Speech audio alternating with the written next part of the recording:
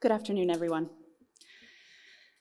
Our expert speakers and moderators, distinguished guests, friends, welcome to this year's Abu Dhabi Finance Week programming on women in finance. My name is Amelia Pierce.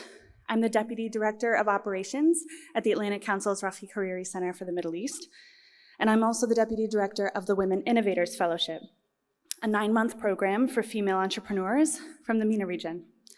It's my distinct pleasure today to welcome you to what I hope will be a meaningful and thought-provoking afternoon. Our topic today, women's participation and leadership in the financial sector, particularly in investment, is not just timely, but critical to the economic and social future of the MENA region. Research has, time and again, illuminated the critical relationship between women's economic participation and a society's overall stability, prosperity, and resilience. When women have the freedom and opportunity to choose their economic future, it uplifts entire neighborhoods, entire communities, entire societies. And yet in many parts of the MENA region, systemic barriers continue to prevent women from accessing economic opportunity, including in the financial sector, whether as professionals shaping the industry or as entrepreneurs seeking investment to grow their business. This is not an issue unique to this region. Women face these issues in every corner of the globe to varying degrees. But we have the opportunity today to examine how these barriers manifest specifically here and what women themselves are doing about it. The numbers speak for themselves. The MENA region has one of the lowest rates of female workforce participation globally. At the same time, everyone in this room knows that the region also has immense untapped potential. Its women are more educated, innovative, entrepreneurial, and ambitious than ever. The challenge is not one of capability, but of access. This is why talking today about investment and finance matters. We need systems that work for everyone, frameworks that assess not only risk, but also opportunity, informed by a gender lens, and we can unlock transformative growth across the region. Gender-responsive investment is not just an ethical imperative, it's a smart strategy for investors who want to maximize returns while fostering sustainable development. Our discussion today will focus on precisely these issues. We will examine successful investment strategies, explore how they can be adapted to the unique contexts of the MENA region, and discuss what it will take to ensure that women in finance can thrive as leaders, decision makers, and change makers. I encourage all of us today to think expansively. What bold ideas and actionable strategies can we champion? How can we move from conversation to implementation? And most importantly, how can we ensure that women are not merely beneficiaries of investment, but active drivers of financial transformation across the region? With that, I want to just again thank our esteemed speakers and all of you for joining us. It's such a pleasure to have such a packed house. Your participation underscores the importance of this issue, and everyone's insights will no doubt enrich the dialogue. So let's get started. Please allow me to introduce our first speaker today, Her Excellency Ambassador Martina Strong. Ambassador Strong currently serves as the ambassador of the U.S. to the UAE. A career Foreign Service officer, Ambassador Strong previously served as Chargé d'Affaires in the Kingdom of Saudi Arabia, as well as Deputy Chief of Mission in Bulgaria. Her diplomatic career has spanned 27 years and included 2 assignments in Iraq, as the political minister counselor in Baghdad, and as the U.S. Army's political advisor in Basra. Earlier in her career, Ambassador Strong was posted in Poland, the Czech Republic, Barbados, Bosnia-Herzegovina, and France. She spent 2 years as director on the National Security Council at the White House, where she headed the U.S. government's multi-agency effort to organize the 2004 G8 summit in Sea Island, as well as 2 other G8 summits and various multilateral meetings. Ambassador Strong is the recipient of the Meritorious Presidential Rank Award, numerous Department of State awards, and both the Meritorious Civilian Service Award and the Superior Civilian Service Award for her service in Iraq. In Bulgaria, the defense minister conferred on Ambassador Strong the Meritorious Service Medal for her contributions to the US-Bulgarian security partnership. We at the Atlantic Council are deeply grateful for Ambassador Strong's steadfast partnership and support, particularly of the Women Innovators Fellowship. Ambassador Strong.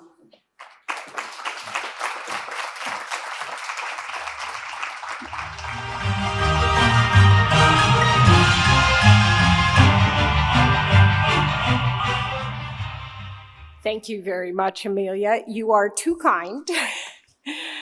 But I do want to, at the outset, say a heartfelt thank you to the Atlantic Council, because they have been tremendous partners, not just to our mission here in the UAE, but really across the board, around the world. And they have been partners on some truly pivotal initiatives, such as this one.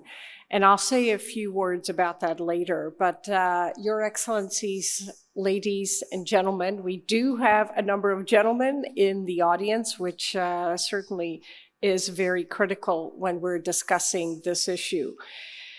So I will say that I am not just honored, but thrilled to be joining you this afternoon to recognize and empower the next generation of women trailblazers. And you will get to hear a little bit about them later on. But I think it's really fitting to do so here at the Abu Dhabi Finance Week, because this week, of course, we focused on what is driving the global economy, what are some of the key trends that our policymakers should be thinking about. But for me and for our mission, it is also a week that caps a truly historic and momentous year in US-UAE relations. And over the past year, our two countries have worked to strengthen our strategic partnership and really orient it towards success in the decades to come. And I think all of you noticed that one of the core themes of the Finance Week this year was on the very rapidly evolving geopolitical and geoeconomic context in which we all operate and in which we all cooperate, but also in which we all compete. And success in this very dynamic environment requires partnerships, and this is something that the United States is very much committed to. And these partnerships, of course, help countries navigate the complexities of this geopolitical and geoeconomic, very fluid environment, but also to help us mobilize our shared resources and orient us towards the key opportunities, but also challenges ahead. And I would say the US-UAE partnership is very much the perfect example of such a partnership that is required at this pivotal moment. I think all of you know that in September, we had the great pleasure and honor to welcome to the United States His Highness Sheikh Mohammed. And he was the first sitting UAE president to visit the White House. And in his meeting with President Biden, the two really came to what I would say almost 100% alignment on some of the key opportunities ahead of us. And the two leaders, when they sat down together, charted a very ambitious path for our bilateral partnership. And in their joint statement, I will just share with you a brief quote. They said the United States and the United Arab Emirates are both entrepreneurial nations joined together by a relentless focus on the future. Our aspirations are rooted in a common resolve to pursue innovative partnerships in new fields, including AI, food security, infrastructure investment, and supply chain resilience. So together, our two countries are working together, we're innovating, and we're building the sectors that will be driving the 21st century economy. And as you just heard, that includes AI and frontier technology of every sort, space economy, cybersecurity, health and life sciences, and of course, sustainable, reliable, clean sources of energy to power all of these different sectors and efforts. What is also required, and this is something that has been a priority, is ensuring that our two countries have a skilled, well-prepared workforce to participate and achieve success in this 21st century economy. And therefore, our bilateral priorities have very much included training, education, and women's empowerment. And here is where I get to our cooperation with the Atlantic Council. It has been absolutely one of our core priorities to empower women in finance and entrepreneurship, because that type of effort has demonstrated time and again that we can help unlock new opportunities, create thriving businesses, and as Amelia mentioned, create prosperity in our economies and societies. We recognize that women's economic empowerment is not just nice to do. It's not something that we should just talk about in conferences. It is very much something that we must do. And this is why we are supporting the Atlantic Council's Women Innovator or WIN fellowships, and this is in collaboration with Georgetown's McDonough Business School. And I will tell you, and I think I mentioned to some of you as I was walking in, this is an initiative and a program that is very much near and dear to my heart, because I was privileged to help launch this program in Saudi Arabia some 3 years ago. And it was even better to watch it grow and succeed. And it has now expanded to not just UAE, but also Bahrain and Jordan. And it's programs such as WIN that provide women entrepreneurs with the training, the skills, the capacity building, digital and financial tools, mentorship, and resources in general that help them access stores of knowledge that they would otherwise not be able to reach. And this is something, again, that we have found to be true time and again through programs such as WIN. And since 2020, the State Department has also supported a program called Academy for Women Entrepreneurs, or AWE, and this is, again, a program that has been incredibly successful here in the UAE, and we are very proud of this collaboration with NYU Abu Dhabi and with Start AD. And we showcase these programs and others at a recent summit. This took place in September. We brought together women entrepreneurs and alumna from 14 different countries across the region and Central Asia. And we took them to Abu Dhabi, Sharjah, and Dubai. But more importantly, we exposed them to all of the tools and resources and knowledge that we could share with them in the 3 days that they were with us. And most importantly, I would say, and this is something that we heard from all of the participants, or most important to them, were their ability to engage with prior alumna and alumni of our programs. These were women that had graduated but really made the journey of entrepreneurs towards success. And they were so generous with their time and with their knowledge, and really shared with our participants in this summit everything that they could to help encourage them and help support them in these initial stages of their efforts. And I just want to highlight a few of these women that have, as I said, made the journey and achieved success, because they are really terrific. We had with us WIN alumna Lara Hussein from Waste Lab. This is somebody who is an innovator and visionary, and her technology was profiled at COP28 in Dubai last year, We had with us also AW alumna, Marcela Sancho, the founder of House of Pops. And those of you who have not had her popsicles, you should go out and get some because they're delicious and they are taking over the Middle East, as Bloomberg recently wrote. We also had with us our youngest WIN alumna, Aldabi Al-Mehri. Some of you may have seen her profiled recently in the media. This young lady is just tremendous. She's a Guinness World Book record holder and a youngest Emirati publisher.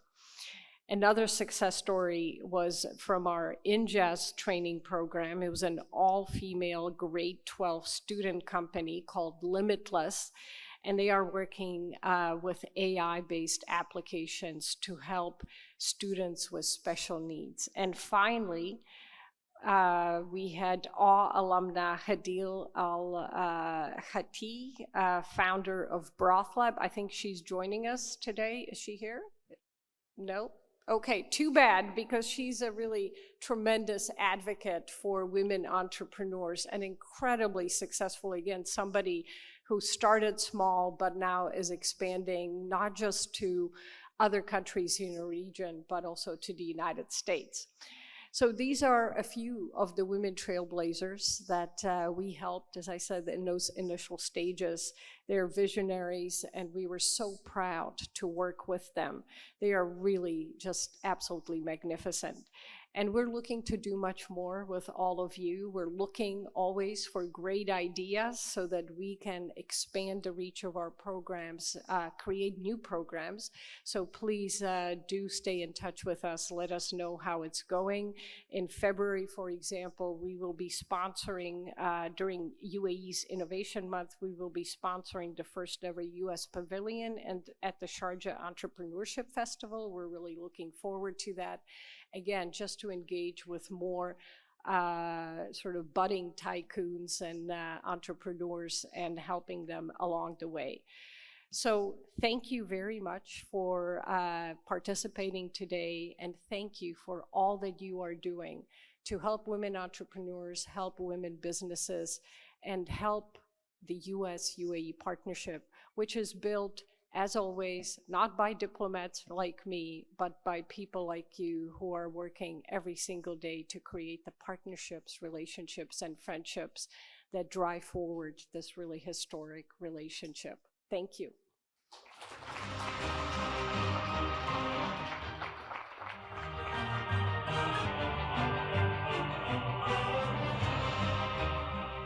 Thank you so much, Ambassador Strong, for such a comprehensive overview and such wonderful insight into the U.S.'s priorities for its relationship with the UAE.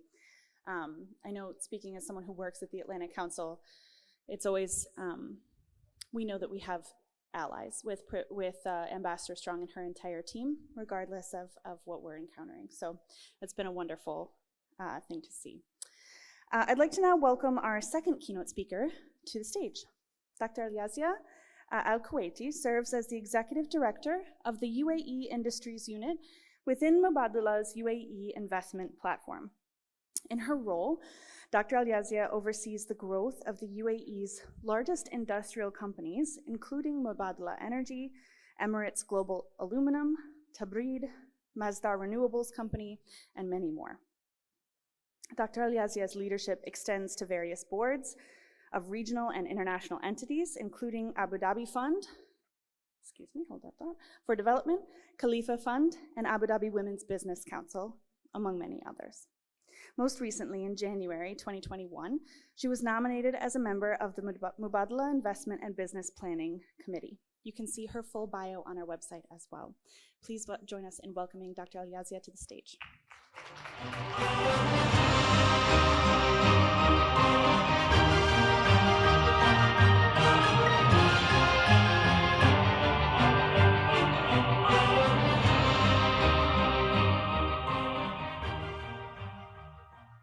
Assalamu alaikum. Good afternoon, everyone. Should women be appointed to executive management roles and boards? Are we good enough? Do quotas truly solve the problems of gender disparity? Or do they risk undermining the principle of meritocracy? Consistently, studies show that diverse leadership teams deliver better financial performance, innovation, and decision-making.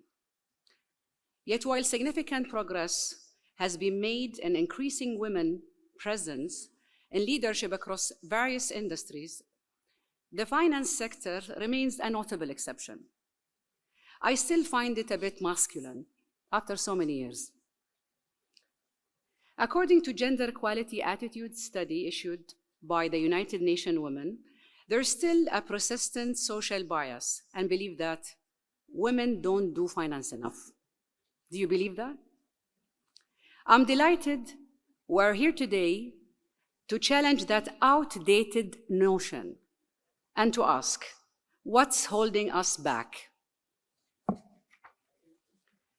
There is a significant gap between the policies designed by policymakers, governments, to promote women's representation on executive corporate roles, and the realities on the ground. While intentions, with no doubt, are commendable, the mechanisms needed to make these policies tangible are often lacking. This includes challenges in training potential candidates, identifying and nominating them for leadership roles, and making them visible in the executive sphere. To bridge this gap, we must acknowledge that women are competent and capable. We are competent and capable of ascending to leadership roles based on meritocracy and not quotas. It's 2024. It's no longer 1995. So women bring adaptive leadership style, excelling in navigating complex challenges with resilience, empathy, and innovative problem solving. Merit should always guide these decisions, but creating the right environment for women to showcase their abilities is essential. To achieve this, we must address critical barriers to women's advancement, especially in the finance sector. These include, in my view, in my humble view, first, tackling unconscious bias, stereotypes, and many other forms which are embedded within the organizational structure. Secondly, actively promoting and sponsorship opportunities to provide women with the guidance and advocacy they need. And thirdly, creating more flexible and inclusive working environment to accommodate diverse needs and aspirations. As a senior Emirati executive, I'm incredibly proud to be part of a nation that leads the way in supporting women empowerment. Ranked the first in the MENA region, 30th globally by the World Economic Forum, the UAE demonstrates its commitment to female leadership, with women comprising 50% of the federal cabinet in UAE. It's an evidence to its dedication to gender parity at the highest level. I'm equally proud to be part of Mubadala as an institution. It's one of the leading investment sovereign wealth funds of Abu Dhabi government, where we champion diversity and inclusion by actively advancing women's careers in traditionally male-dominated sectors, such as aerospace, heavy industries, energy, and many more. For example, Emirates Global Aluminium, which is a joint venture between Abu Dhabi and Dubai governments, broke barriers with women in key roles. While Strata, for example, another subsidiary of Mubadala that sits outside Abu Dhabi in Al Ain, working on advanced material manufacturing, aerospace, and aviation, had broke a record. It has 80% of their workforce females. I was astonished when I paid a visit to Strata. And Al Ain is my hometown when I was born. I was really exceptionally impressed with women, not just only working behind desktops, no, really qualified engineers, technicians on the ground, working with their own hands on day and night shifts, so we can have the smoothest experience in flying or an aircraft. So well done for them, really. I was very impressed. Masdar also is another example. It's an enabler for energy transition, and it has been empowering women to shape the future of renewable energy. We also play a pivotal role in exporting talents to another UAE-based entities. esteemed leaders such as their excellencies Sara Msallam, Noor Al-Ka'bi, Mira Swedi, Amal Al-Jabri, they all began their professional journeys at Mubadala. These women have gone to make significant contributions to the UAE development, further showcasing Mubadala's commitment to fostering female talent. In the UAE, I'm very optimistic, not just about the future of women in finance, but the future of all of us living in this fantastic, beautiful, safe, forward-looking country with really blessed leadership to believe in us and to believe in the future of this country and the world, and the goodness of the world. A positive shift is underway, and I'm confident that this momentum will continue to grow. Mubadala is standing at the heart of the capital, Abu Dhabi, plays an important role in this progress. Abu Dhabi, with its bold ambitions, create opportunities for women to lead futuristic sectors and emerging trends, such as artificial intelligence, advanced manufacturing, life sciences, energy transition, and many more. We don't only drive these sectors, but we ensure that women are on the front line of its progress by equipping them to navigate black swans with high-impact events that reshape industries and societies. Women have been very empowered to act with confidence and resilience. And as an example of this, mentioned earlier, I am privileged to be serving on Mubadala's group investment committee, where I contribute to critical decision-making processes alongside other remarkable women. This reflects our decision and dedication to enabling women to excel at the highest levels of strategic influence. The UAE's model in women empowerment has become a blueprint for success, inspiring foreign corporations to adopt it. Today, many of these organizations are led by exceptional female leaders, further proving the power of this Emirati model. And now, if there is one message I hope to leave you with, I would say women in the UAE had achieved so much and crossed so many miles. Then we must continue this journey. And let's work together to melt barriers and empower the next generation of female leaders. Thank you for your time and for your attention. I hope today's discussion inspires meaningful actions for all of us. Thank you again.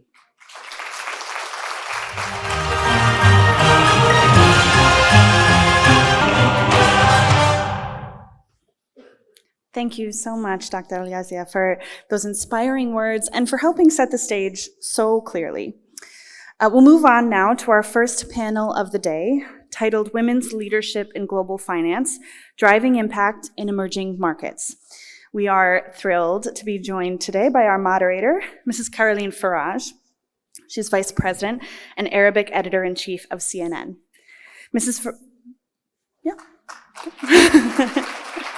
I agree. Mrs. Faraj will be joined by Ms. Amna Ajma, Executive Vice President of Market Development for Eastern Europe, the Middle East, and Africa at MasterCard, and by Ms. Rania Fatala, Managing Director of Private Credit at Franklin Templeton. Thank you.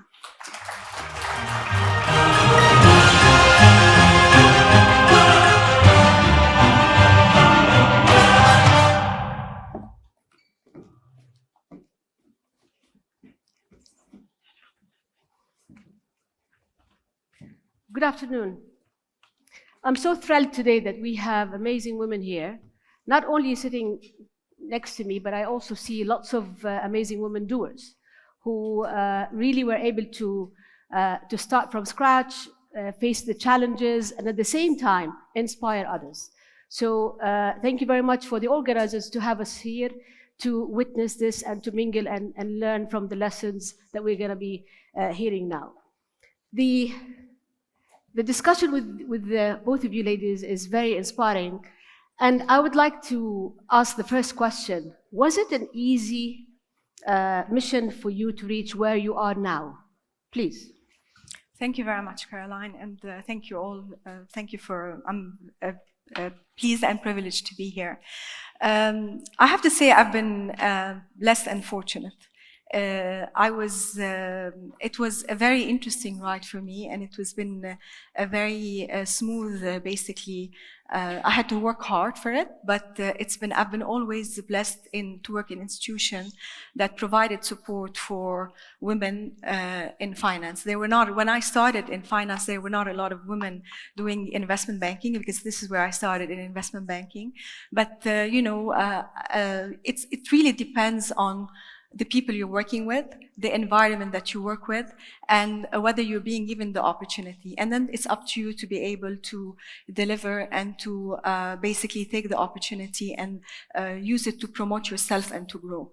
So from that angle, it takes a lot of hard work and dedication. Mm-hmm. But again, you need to also be provided with the right environment and opportunity. Not all institutions are alike, and not all firms have the same process or in terms of involving women in businesses. So you have to really be with the right platform. And the firms, there's also a lot of responsibility for the leadership of the businesses to promote and support women when they do basically throughout their career, whether it is early on as you start as a junior banker or analyst, or as you progress in your career and you reach middle management, and you're looking more into how you want to grow and take leadership positions. So you need to be provided with that opportunity. Okay, was that the same case with you, Anna? So I think corporations come much later. Your journey starts basically at your home. I would say I was an exception to have a master's degree or a career, let alone an international career and in finance. But I also say that every woman here actually is an exception. And that exception is because everyone over here has an immense level of courage and perseverance and self-belief. You should not expect everyone to have the same level of courage, perseverance, resilience, and self-belief. So the world itself is not designed as an equal footing. I don't know why I had more courage than my sister when we were brought up the same way. We were supposed to get married in our early 20s and have kids before end of 20s because the biological clock ticks. I had my kid when I was 36, right? Growing up, I had a 32-year-old grandma. But I am an exception. I don't know why I had more courage, why I had more perseverance, why did I decide to fight through those norms. Most women will not have that. So I think the environment for me, first of all, starts from the family, the upbringing. You have to create an environment where girls are actually raised the same way as boys are. It's very different today. I live in UAE. I'm very fortunate to live in UAE, right? It's one of the safest places in the world, and most parents over here are actually raising both boys and girls exactly the same way. Walk into any mall, go into any toy shop, go at any birthday party. You will see how girls and boys are segregated. It's so much around us everywhere that only once you have it at the front of your mind, you would realize that we are actually telling little girls from the very beginning that they are limited. We need to start raising little girls as full of self-belief, confidence, conviction. And that starts by whether you have a niece, you go to school drop-off, you see the children over there, you go to play dates. I see it everywhere. So I just think no matter how happy I am with the progress, no matter how happy I am by the grace of God, what I have achieved, it's such a long way to go. I cannot expect every woman to fight through those barriers, and they should not. If a man doesn't have to, why should a woman? But the question here, is it something that we need? Is this something that we need to teach and train women to become like this?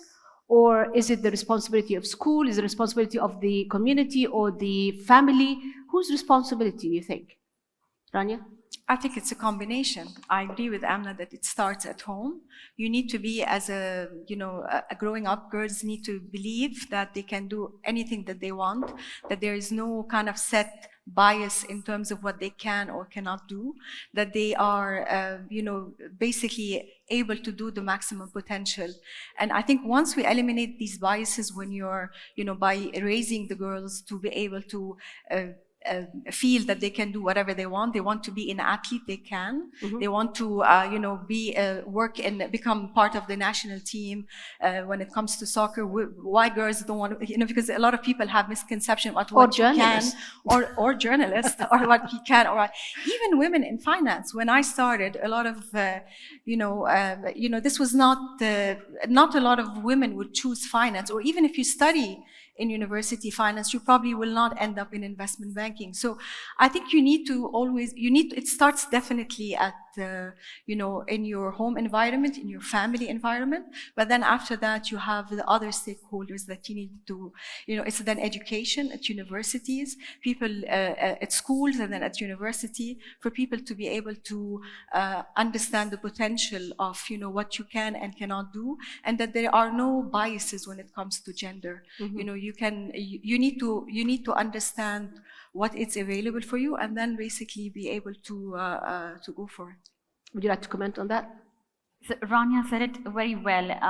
I think the very important thing, and I'm so grateful that I'm living in this era. 8 years back, I would not have access to research and data that talks about how women have a disadvantage, or why actually women are not equally represented. To Dr. Eliza's comment, policy is there, government is supportive, frameworks are there by corporate, so why don't we see the action, right? But now there's a lot of content available. So my first request to everyone is educate yourself. You don't know what you don't know. That's the first thing, right? I'll give you a small example. I took my daughter for a birthday, and the organizer who was doing the activity for the kids, he segregated them with girls and boys, right? It didn't even occur to me that he's doing that. I am myself having this bias. It was normal for me, right? And it was a huge, massive play area. I'm sitting there, not noticing this at all. Seeing it's being done like that, it was normal for me. My daughter comes to me, and she's a short, petite girl. Even though she's 7-year-old, she can pass by as a 4-year-old. She comes to me and she's like, I want to be in that group. And I said, that's for boys, I made this one for girls. She's like, why? Why I can't be in that one? I'm like, okay, let me go and ask. So I go and ask. And I'm like, why did you segregate like girls and boys? And he's like, the height requirement over there is 120 centimeter. I'm like, there's some girls tall over here. Maybe you were better off segregating by height. So I get the safety thing, right? So first of all, she's 5 centimeters short of it, yet she was like standing on her toes to bypass the height thing. But then I told her, I was like, okay, go stand there. They're doing it by height. They're not doing it girls versus boys, right? Stand over there. And she was trying to cheat the height system. But the important point was that nobody noticed it. And if she had not come and said this to me, I would also not notice it. There's a research in the US where they observed parents in a park, and when boys were climbing, parents were cheering. It's no flaw of any parent. They're the best parents in the world, possibly. But when girls were trying to climb, they were using words like, be careful, you may fall, right? So that to me is the first thing. Be aware of what happens. Then leverage your leadership capability or the role that you have in a corporate world. That's extremely important for me. When we talk about walking the talk, first of all, be aware of the biases that you yourself would have, right? There's a motherhood bias. So your gender is a challenge. You want to become a mother, that's a challenge. If you want to remain single and not have children, even that is a challenge. And let me give you an example to break this down. There's a research that was done where 2 completely similar profiles of women were segregated into mothers and non-mothers. And they faked it. What they did was that they added a sentence saying, part of parent-teacher association, to make sure that the recruiter and the manager knows that this is a mother group. There was another one where they did not add this sentence, exactly same profile. Guess what happens? The hiring manager recruited 84% from the non-mother group. The mother group, only 47% were chosen. It doesn't end there. The starting salary was $11,000 lower for mother. Wow. When it came to father get a fatherhood premium. Why? Because he's the bread provider. Oh my gosh, he's providing for kids, so we need to pay him more. So your gender is a problem. You want to have kids as a problem.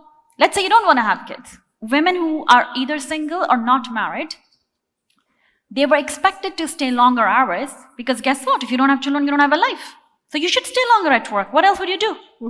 But that's not the same expectation from men. Then there's a maybe baby bias, you know, that if you're married and you show up at an interview, it'd be like, how can you ask if you're planning to have a child? Do you ask that to a man? But are you implementing, both of you ladies, your seniors in your jobs, are you implementing these beliefs when it comes to leadership and treating also women and talents who are coming to your organizations? Let's be very frank here. Yeah. And I would like to move around. Okay. I think at Franklin Templeton, they take diversity and inclusion very seriously. I think it's a top-down approach. And it's just to make sure that it cuts through all the organization. So they do have a dedicated framework, which is set at a global level. And then it's been also localized, if I may say, by having regional councils so that each region has certain champions which are senior leader in their country so that they can bring the local experience and the local know-how and the cultural nuances on what works in terms of diversity and inclusion. I think what's very important at what Amna was saying is that it's very important to recognize that diversity is an asset for the company. That it's that if you don't have diverse team, you don't have a diverse decision-making process. You're not doing a service to your company, you're not doing services to your client, and that is not sustainable going forward. And diversity, gender is one component of that diversity. But when it comes to gender in particular, this is very important. So at Franklin Templeton, I think diversity is, first of all, how do we look at it? We look at it at people. We need to have diverse team. We need to make sure that in our teams, we have women at various level of leadership. From, we have different criteria. You do have certain KPIs that you have to put in terms of what's the percentage of women that you have in the workforce, what's the percentage of women that you have in the investment professional, so these are the investment professional, and then what is the percentage of women that you are basically grooming for them to become the future leaders. And it has to come from the top, and we're fortunate because in our leadership, we do have a lot of women representation. Globally and regionally. The other angle of it, so then that actually allows you to have these decisions and the importance of these decisions and why it's important to have these diverse team, an important basically priority for the company. Then you need to move into education. We need to educate ourselves. We need to educate ourselves why diversity is important. We need to be aware. Who's ourselves? The employees, whether it's you're a leader, and I'm not only talking about women. I think the education has to apply also for men that work in companies, because we all have. But are they accepting this type of education? In my opinion, they have to accept, and I think it's they have to accept because we have to have diversity in how we operate.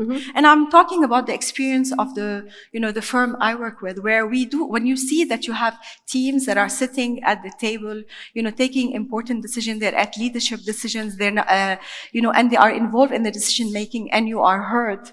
I think you have to do two things. You need to first of all you need to ensure that men are we need to educate across I would say, genders. Men need to be educated and women need to be educated about our potential, and men need to be educated about accepting. And if there are any biases, and I'm not saying it applies to, we all have some biases, we need to be aware of them.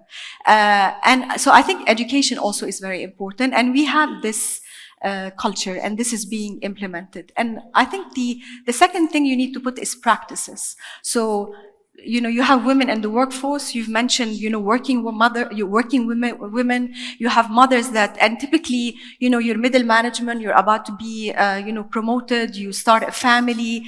Is this going to hold me up from being able to get, important positions? I think again, having, the flexible hours, accepting that, basically, accommodating women and allowing them to feel that if you decide to plan a family, this is not going to hold you back. This is not going to not allow you to be promoted. I think this needs to also be implemented in terms of strategy and practices. So people, practices, and then you need to work on also practices that impact men. So you have maternal leave. So what we've done in the UAE, for example, we've introduced paternal leave. So why should only we assume that women only have to be the carer, in a family.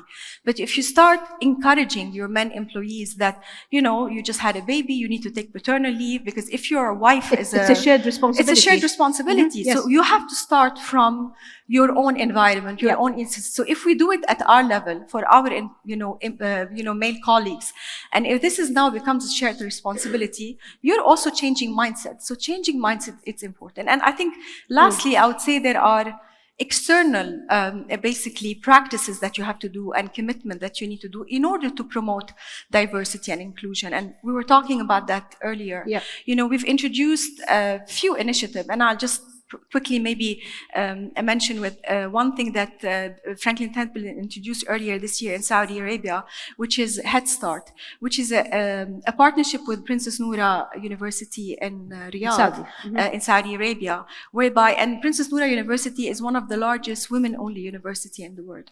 So we wanted to try to start spreading also supporting women in Saudi to be exposed to finance, and in particular asset management. So we have entered into a partnership where we are basically providing an offering as a first batch for 150 students from Princess Noura University the opportunity to have a program which combines both work and education and work. So they will have, with the Franklin Templeton Academy, specific courses which will allow them to understand more about the asset management business, how you construct your portfolio, how you do your assessment. But at the same time, you're also offered out of that 150 group, for some of the, I would say, the high riser, the ability to also do an internship. So having an actual experience in our offices in Riyadh, in our offices in Dubai, so that they are exposed to the world of finance. For us, it spreads awareness. We're supporting the stakeholders. And you start through education and also with the young people. This allows us to, identify our next recruits. Okay, I just wanted to remind the audience as well that we will, if you have any questions, please raise your hand during our discussion. We will also open the floor for questions to be addressed as well. But let me ask you a question. Now, if you receive an application, 2 applications, one for a male, one for a female, both are qualified, and you have to choose one, which one would you choose? The same qualifications. So should I tell you something? Which one? Rania said that it comes from the top. There's another place from which it needs to come. It's your heart. You can decide any policy, put any frameworks. If people do not believe in it, they would always find a way out. I would choose a woman, and I'll tell you why. So my direct team is 80% women. I have women leading big P&Ls, doing massive sales, BD kind of jobs. Underneath, I have some women which are 100% actually women team. So usually in my meetings, you have like a poor one man, sitting in a corner, and they're all women. So we get this employee engagement survey, and in that employee engagement surveys, there was some verbatims which I always read, right? So there is a verbatim written that, men feel a little bit uncomfortable because they feel they don't have a chance to grow in their career because this is so much of a women-led team, heavy at the top, right? That's the concept, you mean? No, some employees had written as a feedback to me as a leader, that I'm running these massive teams and they're so much heavy with women at the top that they feel they don't have a chance to go to the top. But you still choose a woman. You're going to choose a woman. Let me tell you the story quickly. So this is not recorded, right? I'm sorry? It's not recorded, right? It is recorded. I still need a job. Yeah, okay, good. So my HR head came to me and she said, what are you going to do about it? I said, nothing. She's like, what do you mean? We need to take actions if employees are concerned. I said, for thousands of years, millions of women have faced this. Hell yes, let 2 men feel bad about it. I don't care. Simple as that, I don't care. Okay. So, if women can actually get an opportunity, it will not change the stats. They're 139 years for us to achieve gender parity. Let it be. Okay. I got your message. The same question, but please briefly, because I need to ask the audience. I would choose depending on basically attitude. I think it's important. I will give equal, because I don't want to also be biased, because we're talking about. Well, my answer was everything equal. Huh? Yeah, okay. I mean, I was saying, because we're saying we want to be fair, but we're saying we need to have unbiased opinion. So I want to also have an unbiased opinion. Okay, I'm not only a moderator here, but also as a manager. If I choose one, I'll choose a team player. If they're the same qualifications, everything the same, I want somebody who's a team player, not having their own show on their own. That's my decision. But I'm going to ask you here, all of you, before the questions and answer, I want to ask you a question. Please, if you believe that choosing a woman is the right decision, I need you to raise your hand. Not because you're attending an event that is focusing on women. I want you to be reasonable. Who would say that, yes, choosing a woman is the right way? Raise your hands, please. Including the ambassador, okay? All right, then can I see also hands who says that the man is supposed to be the one? Of course. Okay, I'll come. Can we get a microphone here, please, to the gentleman here? If you don't have a microphone, I'll get you one. No, I think they.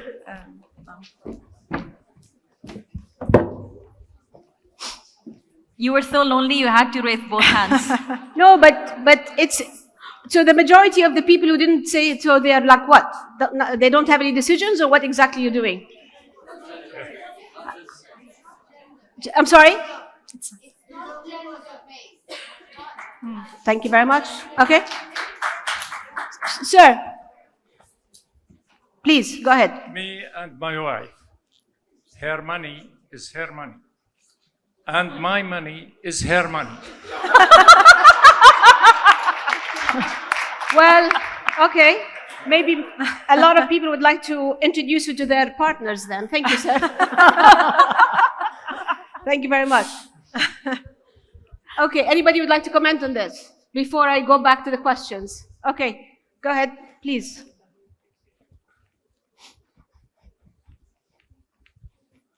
I'll give you the chance because one male, one female. I am one of the most male-oriented industries is oil and gas. And it's very complicated for a woman to get on top. It's very male-oriented. And I have worked on site also. I have to say I'm Canadian, and in Canada, they give opportunities to women, but at the same time, they also give opportunities to men. It's not about gender, for sure. But both have to have the opportunity. I believe in not paying the bill 50-50, but at work, we have to have some 50-50 contribution, which I don't see, unfortunately, here. All right. Thank you very much for expressing. But we need to close because we need to go back also to the other questions, which includes you. Please, sir. Absolutely. Please. My question to the panelists is that would you agree that some women would actually choose the man? I mean, I've worked with colleagues at a Fortune 500 company back in the States, and more so than not, when they had the chance between choosing a man candidate or a woman candidate, they actually would choose the man. Thank you. Actually, some people would consider you biased if you choose a woman, unfortunately. I worked at BCG for many years, and in industries like consulting and investment banking, this is a very common problem, especially at senior levels. One of the things that we found is how uneven the recruiting slate is. And so I think what's really, really important is to push really hard to balance the slate. You have to get in the man and the woman at least equally into the round. Then you choose based on merit. But very often you'll find that for some of these top roles, it's only 2 or 3 or 4 or 5 men applying at all. Thank you very much. 30 seconds. I think it depends also on the age of the woman. I do think that a lot of hirers consider whether the woman will get pregnant or not. No, my suggestion was both are equal. With all the qualifications, equal age in terms and everything. of qualifications and age, but the man cannot get pregnant. Women and she are can. always 25 and holding. Thank you. Until they take parental leave, men, we will not get to equal to parity. I think. Thank you. Thank you very much. All right, we'll go back. We'll go back now to the questions. We've talked about opportunities. Let's talk now about access to funds. We heard a lot about challenges that the women are facing when it comes to funds. What do you think of that? Is there a bias when it comes to funds? There could be bias. I think there's bias in everything. So I'm not saying that women are, there could be opportunities where women are not treated fairly when they apply for a loan. For example, if you're a woman entrepreneur and you go and apply for a loan, it depends on who's reviewing your application or who's assessing these situations. So historically, we've seen women at a disadvantage when it comes to access to finance. There's only 2.1% of the global venture capital funding that goes to women. So definitely there's a much bigger problem in entrepreneurship than in corporate life. I mean, you don't have to even mention there's a problem. I think the problem is multiplied and quadrupled in the entrepreneurship world, and you don't have the corporate umbrella. Why? Well, it's very hard for me to answer. The numbers are so depressing, but why is that? That's why I said you need more allies in both men and women who believe it from their heart. The top to me does not matter. We have an equal slate policy at MasterCard. 50% have to be women. That's the minimum. You know what I do? I make sure 75% of my slate is women. The companies aren't asking me to do that. Should I tell you what some people would do? They would actually go and tap a woman on her shoulder and say, I think you should apply for this role. Why? They did a tick on the slate, it's 50%. Then in the end, they would actually choose the internal candidate, the man that they wanted anyways, but they say, listen, I had an equal slate. Or she doesn't have consultancy experience. You knew from the very beginning when you tapped on her shoulder, she's an internal candidate, she did not have a consultancy experience. Policies, frameworks, government legislations, public policy, this cannot fix the problem. You have to believe it in your heart. Hire leaders who have created women leaders. Normalize childcare. We have an equal maternity and paternity policy. I tell men in my team, when you're leaving early, you're telling me, right? Or you're telling your manager that you're going for your daughter's pickup or whatever. Go and say about it in the open space. The women around you will feel comfortable about childcare. Bring women back to workforce. A 3-year gap in the CV becomes a problem. Yes, men do not have that problem because at least till now they're not giving birth, right? So you have to bring them back to the workforce. Problem is not only bringing them back to the workforce. I have met so many women who are mentored. I want them for them to come back to workforce. I can tell you after 1 minute of an interview, I will not myself hire them. Okay. Their confidence and self-belief is so low. Like, fix your posture, sit properly. You worked in cybersecurity, it's such a niche field. You are desirable, you're wanted in that field. No, but 3 years I've been out of workforce. Then the challenge, your challenge is with women themselves. It is a two-way street because I'm telling you, I've never seen a man say no to a promotion. You know how many times I've seen women to say that, oh, no, I don't think I'm ready for that. I think I don't have this, I don't have this, I don't have that. You think the man who's applying for it, he has all of that? No, he doesn't. Tap on a woman in a shoulder. Everybody, all of us can do that. When I see a woman in a meeting and she did not say a word, even if she's in my team, not in my team, I go out of the meeting room, I tell her, you wasted an opportunity. What do you mean? I said, you're so smart. You have all the content. You did not speak in the meeting. No one noticed you were there. It's such a small thing. Confidence and self-belief comes when you will surround yourself with people who would uplift you. Our performance appraisal system in corporation itself is crap. What do you tell people? Here are your areas of strength. Here are your areas of development. What do 90% of the women do when they leave the room? They only think about areas of development. You look at any sports, people excel based on strength, not on areas of development. Yeah, but when it comes to funds, it's the same problem. An unknown person send you an application and they are applying, but do they really know how to follow up on their rights? They don't know how to network. I sponsored an initiative called Women SME Achievement Awards. I do it across Eastern Europe, Middle East, Africa. I got 3,000 nominations of women who had started their businesses. Some lady actually in Palestine even having an oil, which is producing from her house. Very, very small businesses, right? Some got funding, some had no funding. By the way, Marcella was one of my winners of SME Awards 4 years back, House of Pops. God bless her, she just had a child. So when I did this award, first of all, I got so many calls, it's a scam. I was so surprised when my cons told me, why? Women don't believe that they would get a business class flight to Dubai and be on a stage and actually have access to Fadi Gandour, was on stage. They had access to such a big VC firm. They had access to women leaders and men leaders across the world who would actually give them such a massive platform. Okay. Why don't you believe that you're invited? Lack of self-belief. Can you come on the stage, a lady from Uganda who's actually making drones? Because she was an engineer, she was not allowed ever to fly a drone. When she was working for somebody, she was only cleaning drones. She decided that because she's an engineer, she set up her own drone company. She designed drones, she flies drones. She has employed more than 300 women in Uganda. Okay. Now, some people would say that maybe the missing element here is to have some, focus on mentorship. To what extent you believe that mentorship is important? The question is for us all. So, do you believe that mentorship is, and are you implementing that already? I can see from Amina that she's mentoring her team indirectly, but is that something you have? Of course, we do have it. And I think, within the organization, it's available, it's offered to men and women, but in particular women, you have, you have different resources in our region, and basically you can also do it external. And I think what's important is to also showcase for women that, to address Amna's point, is that for women to feel confident that they can do it, that they can achieve their potential, that they can deliver on their aspiration and meet their objective, they need to see and look at other basically aspiring women that had, and role models that have achieved and that have succeeded. So you need, each of us we're different stakeholders, people in the private sector and the public sector, we all have a role to promote and to make this more visible, so that people, basically young girls or young, women as they're starting their career are basically able to see these role models. And also, so one thing is visibility, but also you need to make it available, because a lot of them may not have access to mentorship.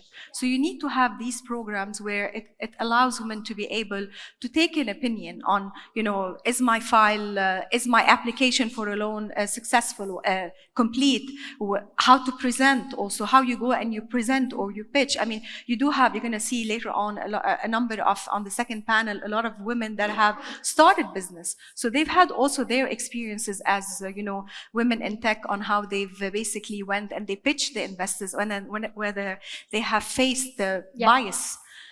So I think you need to do a combination of mentorship to your employees. Again, I say men and women, but you need to definitely raise the visibility of women that have succeeded, that have aspired. It can be in finance or in other sectors. Of course. Okay, I'm going to add last two politically incorrect things.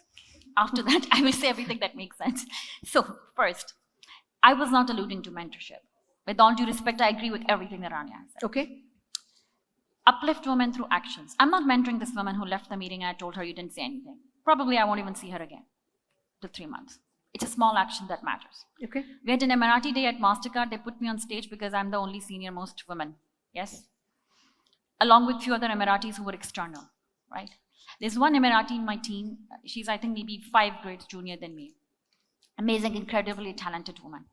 I told her just before going on stage that, Jawahir, I'm going to share your story because I hired her into our graduate program for Emiratis, and then you will be on stage instead of me talking. And she's like, what are you talking about? Look at the other two women.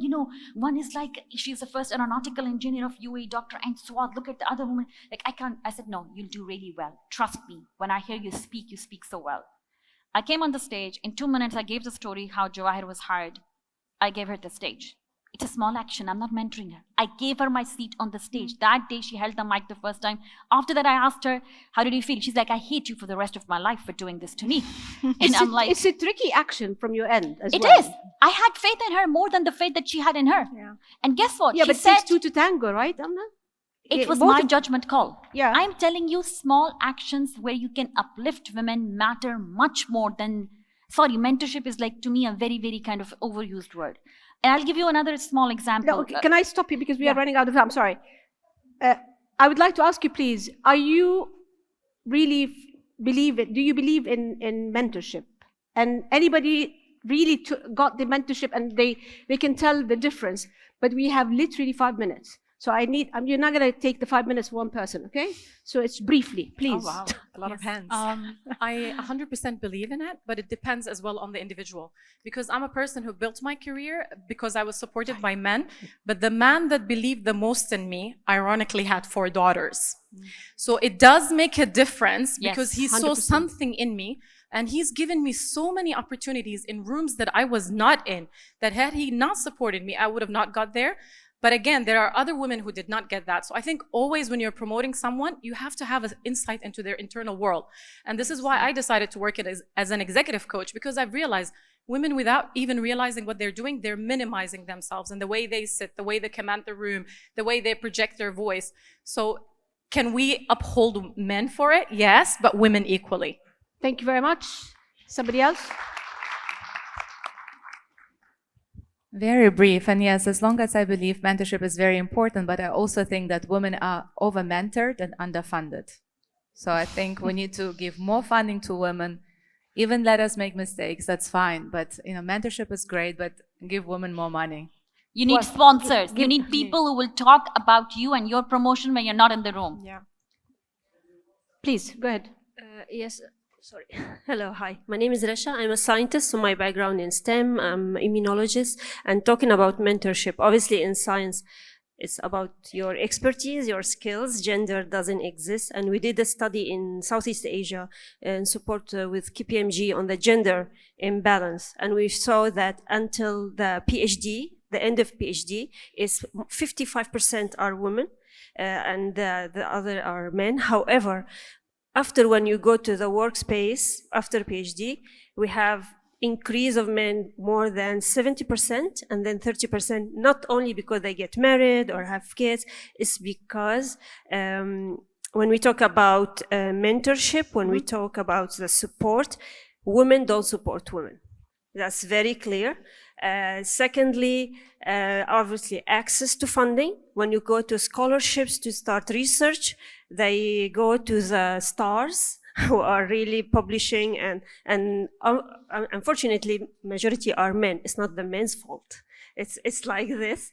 So it's just a way we need to stop victimizing ourselves. We need to move on. As Her Excellency said, we are in 2024. It's now not about the gender, it's what's next, how to go from talking to actions. So Thank you very much. Thank you very much. And I have to tell you as well, from my experience, whenever I'm traveling in the region and listening to some women, sometimes the issue is, and the challenge is that women do not know their rights. Some people, they tell them that, no, you shouldn't be doing this. But based on what? No, mamnoor, which is forbidden. But go back and ask for the document that says that you're not allowed to do it before accepting and just leaving the opportunity that was given to you. So we need to know our rights very well. Okay, now we're about to close, and I know it's very exciting and very engaging. I need from each one of you, please, 1 minute to tell us what are the tips you would give to the young people here. You're still young, as I said, we're 25 and holding, but what's your advice to women who would like to become like you? Rania. I think first of all, you need to believe in yourself, and you need to believe in yourself. You need to surround yourself with people that know your worth, that are supporting you. And if you're in an environment which is not giving you that support, it's either you have to basically express yourself. You should not, to the point of Amna mentioned, is that we are sometimes we don't actually make ourselves heard. You need to make yourself heard. If for any reason after that you're not given the support, then you're not in the right environment. So it's very important that you basically surround yourself with people that will provide you the opportunity to shine and to grow and to work hard. And then it's really up to you. Yep. You have to even in bad situation, it's really up to you how you basically take a bad situation and you turn it into, so with every challenge, I see an opportunity. Absolutely. Thank you very much, Rania. Amna, what's your tip? I would say leverage the biomed advancements. Freeze your eggs. There's no need to have kids in the 20s. It's your choice at the end of the day. The support that you will get when you're middle to senior management is very different than you get when you're early on in your career. When I had my kids, I was already part of executive management. I have a chief of staff. I have an executive assistant. I need to go to the nursery. Nobody will get to know. She changes the calendar for me. She drops a meeting. She adds something later. She knows my kid's bedtime. So it's a completely different support system that I can have versus I would have had if I was in my 20s. You have that choice available. I did not have that available, but by the grace of God, anyways, I had it late in my life. But be aware of the choices that the world and the technology is giving it to you, and then exercise it. Thank you very, very much to everybody, including my panelists. Thank you. Pleasure. Thank you. Thank you so much, everyone. Just take a brief pause to transition the stage. So please go ahead if you want to. I'll just note, thank you so much. Since we're being so honest, I think that it's a more blunt conversation than maybe we're used to hearing at a big conference. But for me, that conversation was incredibly cathartic. I'm a recovering lawyer. I went to law school. And at the end of my legal education, my student advisor gave me the explicit advice to hide the fact that I had children when I was interviewing for jobs at law firms. I was a non-traditional student. I had children when I started law school. Thank God I had them when I ended. And she told me that I should not let an interviewer know that when I was interviewing. I think what I come away from this with is that we just need to talk about these things a little bit more honestly and a little bit more out in the open about what the realities are of what we face as women when it comes to applying for jobs and getting promotions and things like that. So thank you so much to our initial panelists, to our moderator for an invigorating conversation. So if we're ready, we'll move on to our second panel here. I'm very excited to welcome to the stage our second moderator. We've got a great lineup. Abir Abu Omar, government and economics reporter from Bloomberg.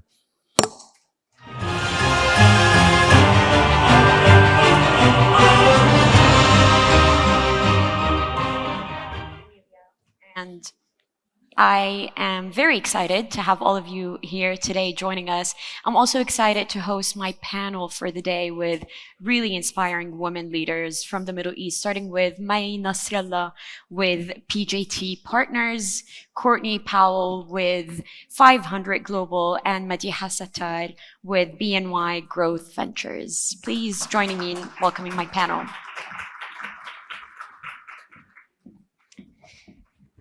Ladies, thank you so much for joining us. We're gonna start right away with something that I do for my day job, which is covering economics of the Middle East. May, I want to start with you by talking about, you've been here for a while, you've launched PJT, de novo 14 years ago, and you've seen this region transform over the past decade or so. I want to talk about something that we cover quite a lot at Bloomberg, which is the diversification push that has been happening, particularly in the UAE and Saudi Arabia. How do you think has that diversification push away from oil, how has it impacted your investment practices, the way you advise, the people you talk to? Sure, it's a pleasure to be here, and thank you for the question. If you think back about where this region has come from, it is a region that was entirely dependent on oil and gas. And for the past many, many decades, that was the main source of income that has come through. But you saw over the past number of years, a whole diversification strategy and plan that has started and evolved. And over the past 5 years alone, the UAE has shifted about 15% of its GDP is coming out of areas outside of oil and gas. Saudi, 20% has actually diversified because they've come from behind and have really sort of tried to supercharge all the diversification that they're doing. So you're seeing a lot of changes happening here because the leadership has sat back and said, look, at the end of the day, we are going to get to a world that has overgrown oil and gas. We're not there yet, but it continues to be valuable today.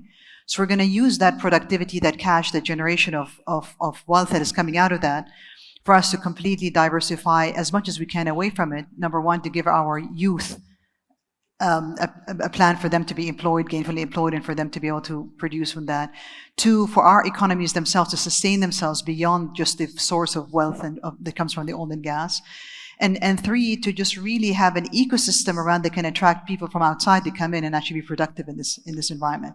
So the amount of strategies and processes that have been put together and the whole ecosystems that have been developed around the diversification program has been nothing short of impressive, be that in the UAE or in Saudi Arabia or frankly in the broader region as well. And they started off in investing that petrogas in investments internationally in stock markets in the US and stock markets in Europe and in Asia. But the more recent strategy has been to actually deploy it domestically and actually develop a whole system of whether it is in infrastructure, in chemicals, in travel, in tourism, in fintech, in education, in healthcare. I mean, you name it. There's a lot of investments that are happening outside of that. And the beauty of it all for someone like me who's been here now for the past, professionally at least, I've been here for the past 18 years. What I've seen in 18 years is nothing short of impressive in terms of how the recycling of the dollars has come back domestically for them to actually evolve their ecosystem around a diversified plan beyond oil and gas. And then just sticking with you for a second, and we're here at Abu Dhabi Finance Week, and we see the momentum of foreign investors coming in. Yes. I mean, just this week you have the likes of Larry Fink, Ray Dalio, CEOs of large investment banks. Do you think foreign investors have adapted to this economic change that has been happening in the region over the past few years? Oh, completely. If I think about even in my role in investment banking, and back then I was with Morgan Stanley ahead of setting up a de novo and now PJT de novo, they used to all come here literally with bags that are empty and leave with bags that are full. So they would come here to just take the cash for them to invest in their own strategies outside. And whether it's BlackRock, whether it's Blackstone, whether it's CVC, whether it's Carlyle, I mean, you name it, all of them would come in and take the investment capital from this region and take it with them to invest in their strategy outside. Now it's very different. We were talking about Larry Fink. Let's talk about BlackRock for a second. BlackRock now has an investment team that's set up in Saudi Arabia. They have $5 billion worth of a fund that was given to them by PIF for them to invest within the infrastructure field inside of this Saudi Arabia. They also have funds that have been given to them to invest domestically here. Blackstone, the same.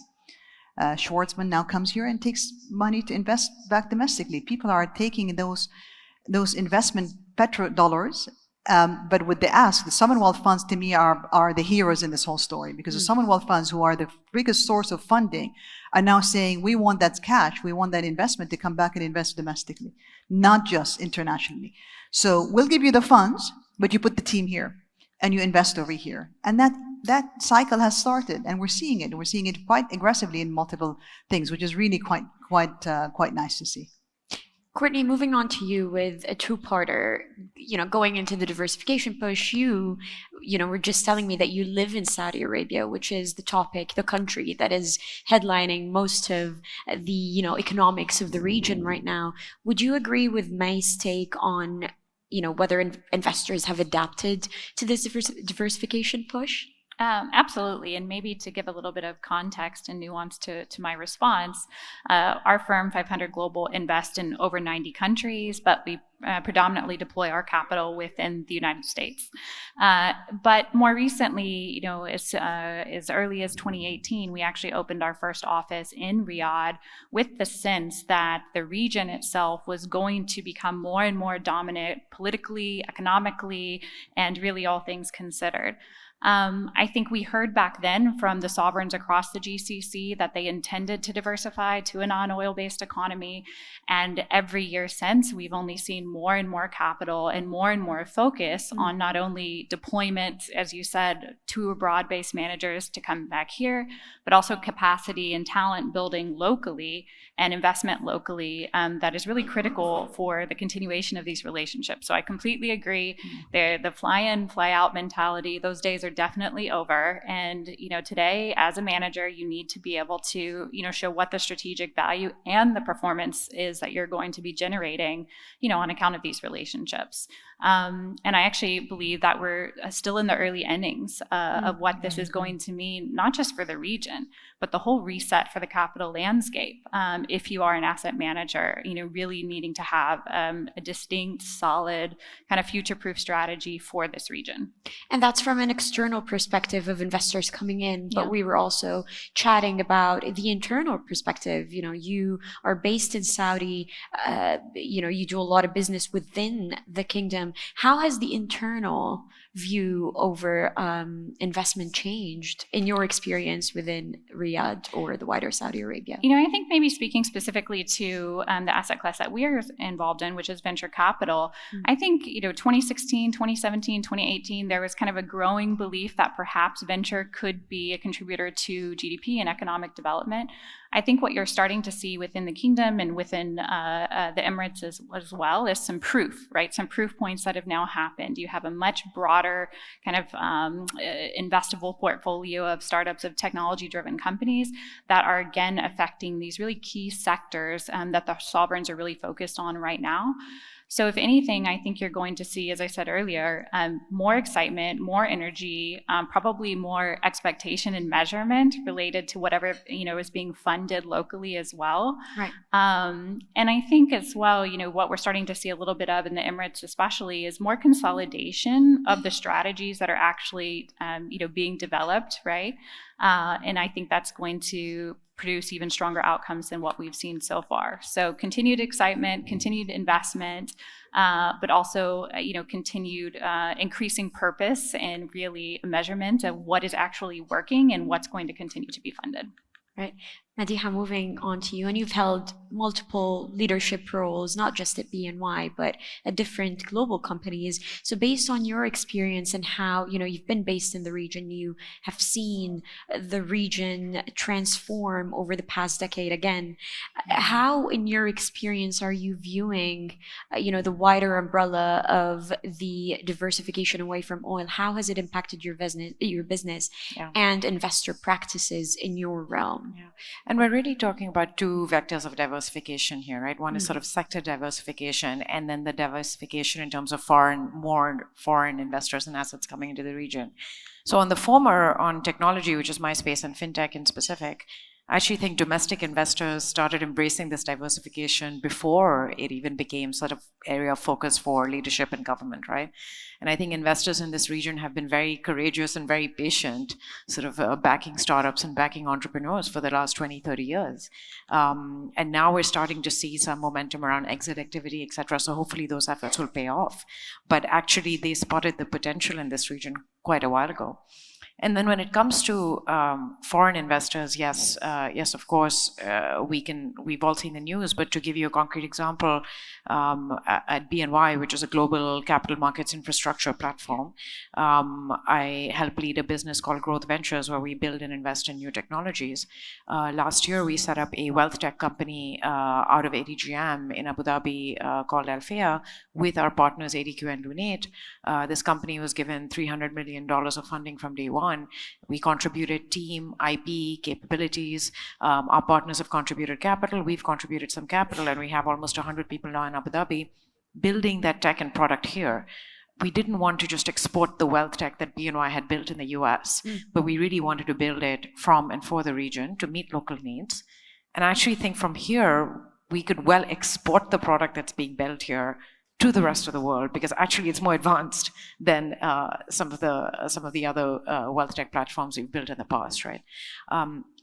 So that's one example. We intend to do something similar with our other themes, so one of our themes is data analytics and AI for financial services. We have a scaled software platform for this globally, but we don't want to just sell it into this region as a vendor. We actually want to co-build with strategic partners here, right? So let's say we have a strategic partner who contributes domestic cloud capabilities. We bring the software and the team. So that's really the way we're approaching it, with a combination of both capital and talent and technology, and really building from here.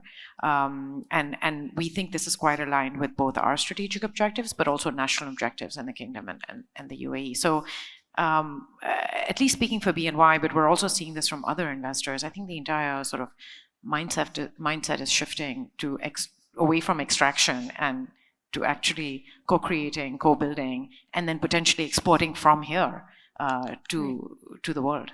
So, I mean, I wanted to go back to Mai's point, because I do hear it a lot about, how investors have changed from old days of coming here with their bags full, wanting to take that money outside. Would you agree that mindset, and again, in your realm, would you agree that has indeed changed? Would you say that investors do indeed see value in asset allocation within the region?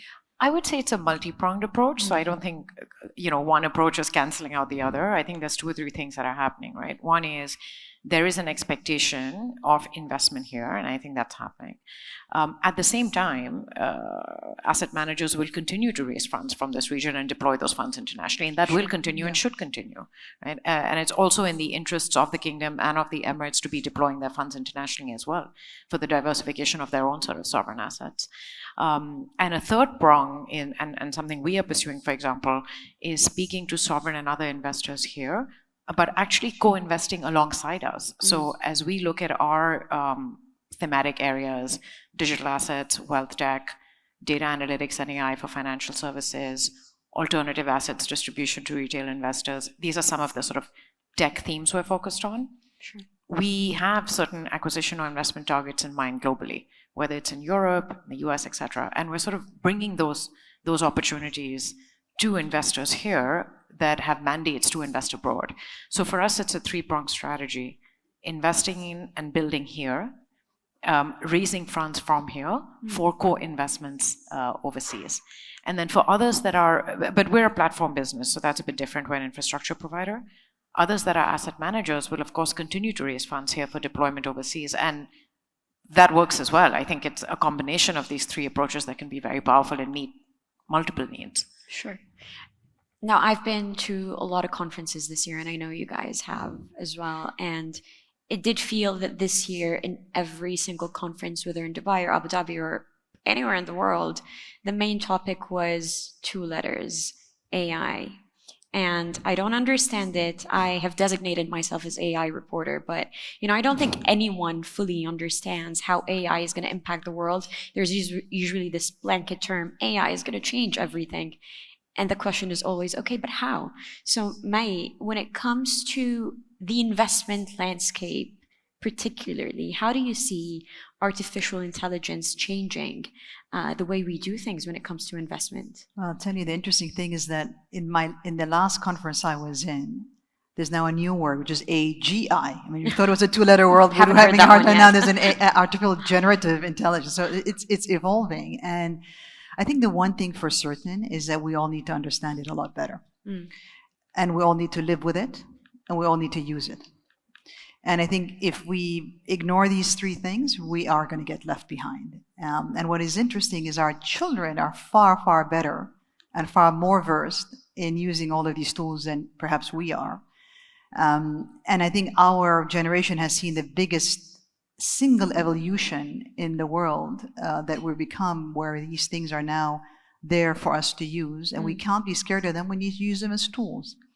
Now, how do we use them as tools is a big question. Like in our industry, for example, there was a debate that's going on, which is how much should we use it? Because it's learning from us.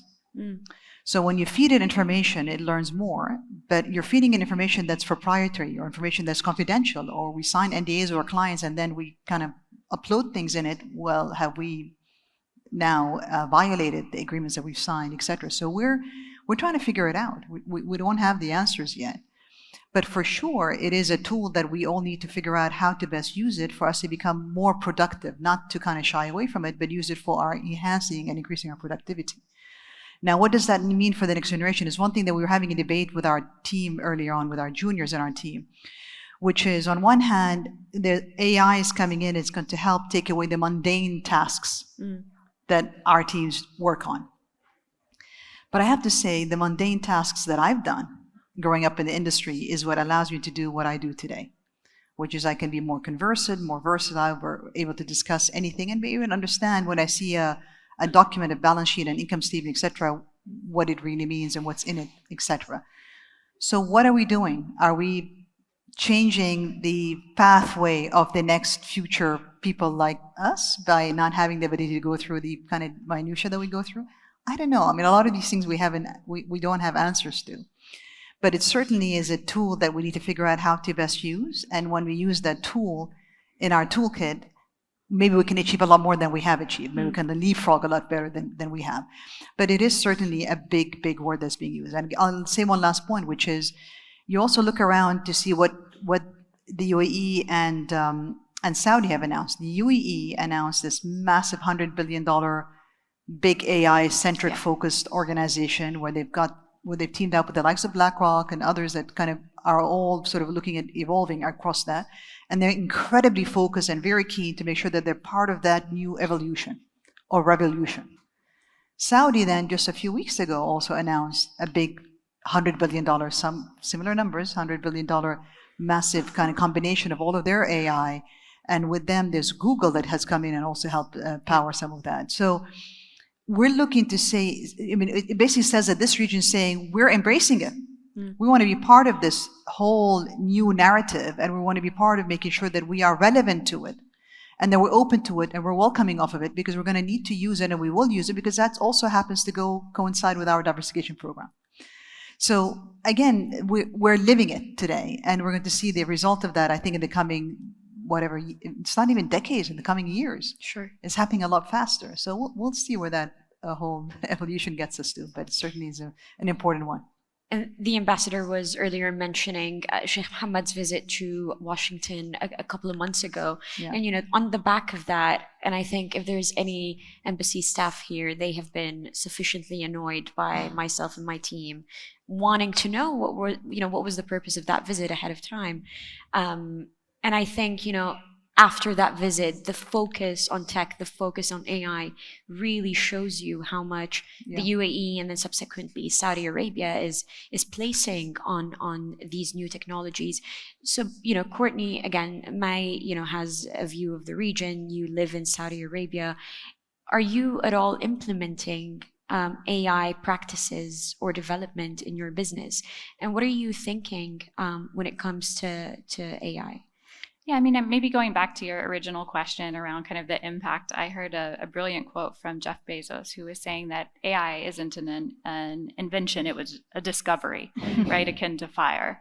So I think anybody who's in venture capital right now, I mean, if you just look at us, already about 60% of our investment has gone into AI in a very short time span between kind of when it became part of the popular lexicon and then what we were seeing in the deal flows. We were already having to shift our allocation very quickly. I think with regards to the region, what's really interesting is that the AI opportunity gives the region, I think, an ability to take advantage of some of the speed in which it's able to move from a regulatory standpoint. The last couple of years, if you're thinking about the US, it's been a very antagonistic relationship between the SEC and the regulatory bodies in the US and the entrepreneurs, and especially the large-scale entrepreneurs, the platforms that are trying to develop these technologies. And so as a result, you were seeing the largest platforms, whether it be data centers or the models themselves, going and looking for opportunities in other countries where there was a more friendly regulatory environment. And then the second aspect, which I think is really critical for the GCC, is a region that can support the energy needs for these large-scale data centers and models to actually continue to grow and to reach, the potential that we all hope they will. So I think it's a massive opportunity for the GCC and for other parts of the world who can offer flexibility from a regulatory perspective, kind of a very positive, friendly business environment as the leadership, across the region has shown, and being able to really support the energy needs. And in terms of our business, I think you're hearing various players right now talk about whether or not they're using AI in their decision making. For us, because we manage a portfolio of nearly 3,000 investments worldwide, about $3 billion in capital. We're investing in over 90 countries. And because of that, we've had to build our own tech stack just to be able to manage, our portfolio and the tens of thousands of opportunities we look at every year. So we will actually continue to build more and more AI into our own, our own kind of selection process. But at the end of the day, for now, it's still a human being on the investment committees that are making, these decisions. Although I definitely agree from the analyst and for, all of us, I think we'll continue to utilize new tools to get to decisions and analysis faster. And I laugh because my kids now, they just don't use web browsers at all. They use ChatGPT or they search on YouTube, and that's it. It's like the browsers, they just completely skip that that tool set. So I think we're really just in the very, again, early innings of what we're going to see as a result of this platform shift. And the flip point of that is quite scary. Whenever I meet an AI expert or someone who heads an AI company, my first question to them is, when is it going to replace my job? And their answer is always, ask us something else. But Madiha, going to you and how you use AI possibly in your line of business, is it something that you're focused on? Is it something that you think should be used more, less? No, absolutely. So we've been building AI for 5 years at BNY, right? But what's exciting is now, as of the last 2 years, both our customers and our colleagues have gotten very excited about actually wanting to use everything we've been building, right? Since sort of ChatGPT showed up. But like I said, we've been building for 5 years. By the end of this year, we will have 40 use cases in production for AI. And just to talk about 2 or 3 areas where we're deploying it at the highest level. One, we have an enterprise AI system internally. Her name is Eliza. And she helps our colleagues do whatever they're doing faster, more productively, and in an easier fashion. So a lot of that is about productivity, whether you're in legal or compliance or marketing. There's a set of tools. You can build your own GPT using Eliza and sort of make yourself much more productive and spend time on, frankly, work that's more interesting and more impactful. For customers, we're doing a lot of what we call, a lot of our focus has been on what we call predictive analytics. So basically using machine learning, data, and analytics to enable our customers to make better decisions. So for example, we have a liquidity forecasting tool that, because a lot of our customers are investors at the end of the day, what they're predicting what their cash positions are going to be intraday, at the end of the day, tomorrow, at the end of the week. And that actually enables them to make smart investment decisions with the cash they have on hand and actually deploy it pretty quickly for a bit of yield because they know what their position is going to be in a few days or in a day or in a few hours, right? And I referred earlier to the software we're building around data analytics and AI for investors. Of course, machine learning is deeply embedded into that. So let me give you a concrete example. If you are an asset owner or an asset manager or a venture capitalist using our software, your data, especially if you're a pan-asset class investor, your GPs are sending you PDFs, they're sending you emails, you've got a Bloomberg data feed, you've got an MSCI data field, your own team has built Excel models. You're basically sitting on this mass of structured and unstructured data, and you can't actually bring it together and use it to drive any sort of insights. And so our tool helps you ingest all of this data, make it consistent across, consume data from all of these different sources, make it consistent, give you a portfolio view, and then run all sorts of analytics on it for your performance, for your risk, for your accounting. And so you can just imagine the level to which machine learning is playing a role here, right? Especially in terms of actually absorbing all of this data from all of these different sources and making it consistent. So that's another very concrete example. So for us, it's transforming our entire business. And I want to stick with you a little bit. I want to talk about something, about this session, but moving away from AI, I want to talk about investment opportunities in the region. And, we've mentioned that the region has gone through an economic shift. We've mentioned, all these positive things, but I want you to talk to us a little bit about what are some of the challenges possibly in the region that may have an ultimate impact on the business, and what are sort of the opportunities that are unspoken about that can be leveraged that no one's really paying much attention to yet? Yeah, look, I think, again, coming from the technology and fintech and financial services background, I would say, look, we've all heard many times the stats about the youth population in these markets, the tech savviness of the population, the earnings potential, especially in the Emirates and the Kingdom. So we know all those stats.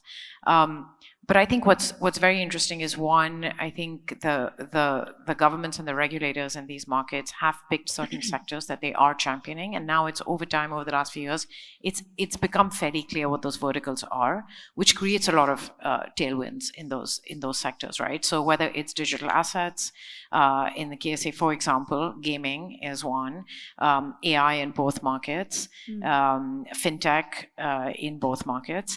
So it's sort of become clear which verticals are going to get support, both from a regulatory point of view and investment point of view. And I think that's created clarity for both entrepreneurs, founders, and investors in terms of these are certain verticals where, if we look across the world, the UAE and KSA are great places to build in these specific verticals. So I think that really has helped. I would add actually agri-tech and food tech as well into that. So I think that helps a lot. The other piece is that, of course, when it comes to what we focus on, which is capital markets and financial markets, there are a few really supportive trends. One is that sovereign assets are continuing to grow, even as oil prices fluctuate. Overall, the trend is in a growth direction, and more of it is being deployed domestically, which also supports this. Second, the efforts that are being made to attract foreign capital. So if you see the stats published by ADGM or DIFC, their ADGM AUM, I think, are up 200% year on year. DIFC AUM are up, I think, like 60%. The number of firms are tripling, not just in terms of headcount, but also in terms of assets being managed out of this region. So for a platform that supports investors, for us, that creates a significant opportunity. And third, I would say capital markets advancement and innovation, right? So I think the UAE capital markets have now crossed $1 trillion in market cap. KSA, of course, is one of the top, in the top 10 in terms of size globally. And you're beginning to see capital markets innovation. So digitization of exchanges, regional networks for exchanges. And so again, if you're interested in capital markets, technology, and infrastructure, these are all very positive and exciting trends, right? So I would say these are maybe some of the next level of trends beyond sort of the consumer internet stats that we've been hearing for a long time. These are sort of at the next level. There are these sectors that are emerging that are quite exciting. Mike, coming back to you, and this is something that, I also, at the newsroom, we also extensively write about. So I know this is a panel, but I'm a journalist. I'm going to try to get news out of this. I want to talk about sovereign wealth funds, and this region is home to, some of the world's biggest sovereign wealth funds, trillions of dollars in AUM. We have ADIA, Mubadala, PIF, and we talk a lot about the cooperation between the private sector and the public sector, and perhaps a little bit of the competition as well. How have you seen that in your career in the region? How have you seen that evolve over the past, 15 years or so? I mean, it's interesting going back to the point about how the sovereign wealth funds are leaning in on the diversification strategy and the redeployment of capital back into their own home yard. On one hand, what they've done is they become enablers. So they're seeing a lot of growth in investment and diversification and sort of real impetus behind that whole ecosystem growing and developing. But the flip side of it is also then they're crowding out to some extent sometimes some of the industries that they're actually leaning in on. We're seeing that a lot more in Saudi than we've seen it here in the UAE. But in Saudi, when the decision was made to say, look, we're going to open up our economy, we're going to invest a lot here, we need to have certain sectors that are actually growing, we need to develop more into our infrastructure, we need waste management, we need deployments, we need, all of consumer, all of these things that are set up. To some extent, PIF, for example, went in and invested behind a lot of companies. They took stakes in companies, but they've also then reinforced those companies, which then became competitive against other companies that are held up by some of the other family groups. So it's a bit of a tricky balance. When do you draw the line behind when you're really becoming an enabler in that whole program and strategy versus when are you becoming anti-competitive to the private sector in that same strategy? And I think the pendulum swings. On one hand, they've sort of one might overdo it. On the other hand, then if it's not done, then maybe the private sector won't fill in the gap. It's a pendulum, but there's also going to be some point in time where things kind of balance out and the rocks fall and they settle at some place in time. But the sovereign wealth funds, I think, their whole programs are incredibly important in this diversification setup. And I would say, in adding to the point that was sort of mentioned earlier, there's a lot of new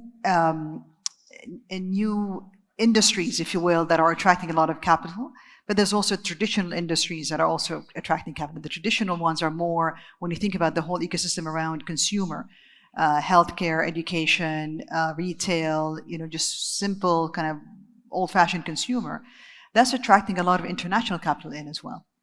So the international capital coming in, I'll talk about some examples of situations that we've been involved in. So GEMS Education taking a $2 billion pref share from Brookfield Asset Management. That money has come in, somewhat from outside, somewhat from some of the regions, but also attracting capital to come in and take on some meaningful investments. We've also seen the likes of TJ Maxx's parent taking a stake in a regionally developed and growth, retailer. You're seeing the region become attractive in taking international capital in to kind of be part of that whole development strategy as well. So it's working. There's something that is in there working. Do we have everything perfectly aligned? No. Are we getting everything sort of done without any issues? No. But we are a young economy at the end of the day. Right. It is growing now, it is diversifying now, and it's opening to the world now. The whole changes in the regulatory environment, the whole changes in the governance structures, the whole encouragement of the whole capital markets ecosystem and developing and deploying that, we're getting a lot right. But I think it's going to take a little bit more time before we get everything perfectly done. Courtney, this region, like many other regions around the world, is impacted by different factors, whether it's economic, political. Maya was just mentioning, the Fed rate cuts that have been happening and are expected to happen. We're pegged economies, so the dollar's strength has an impact on the region. And then, particular to this region is the heightened economic, geopolitical, and economic risk. In your experience, in your line of work, your day-to-day, what do you think has the biggest impact from those factors on investment opportunities in the region? Mm-hmm. So I think we're maybe a bit of an anomaly in this sense because we invest in so many countries, and many of the markets that we're investing in, we've already priced the risk in. We've priced the geopolitical risk into the investments and the allocation strategy that we have in a particular market. But I think if we're talking about the GCC specifically, I think despite some of the tensions, of course, that have been ongoing in the region, it has not seemed to have slowed down the capital deployment that that's happening locally, or the foreign investors who are leaning into this market more than ever. I mean, if we just look at our own portfolio, for example, we're now starting to see later stage investors from Silicon Valley coming in, backing the companies that have been homegrown here, in the UAE and Saudi and Egypt and elsewhere. So I think despite the geopolitical tensions, we're going to continue to see, kind of future focus and not as much aversion as maybe we would have seen 10 years ago or 15 years ago if we had a similar geopolitical situation going on.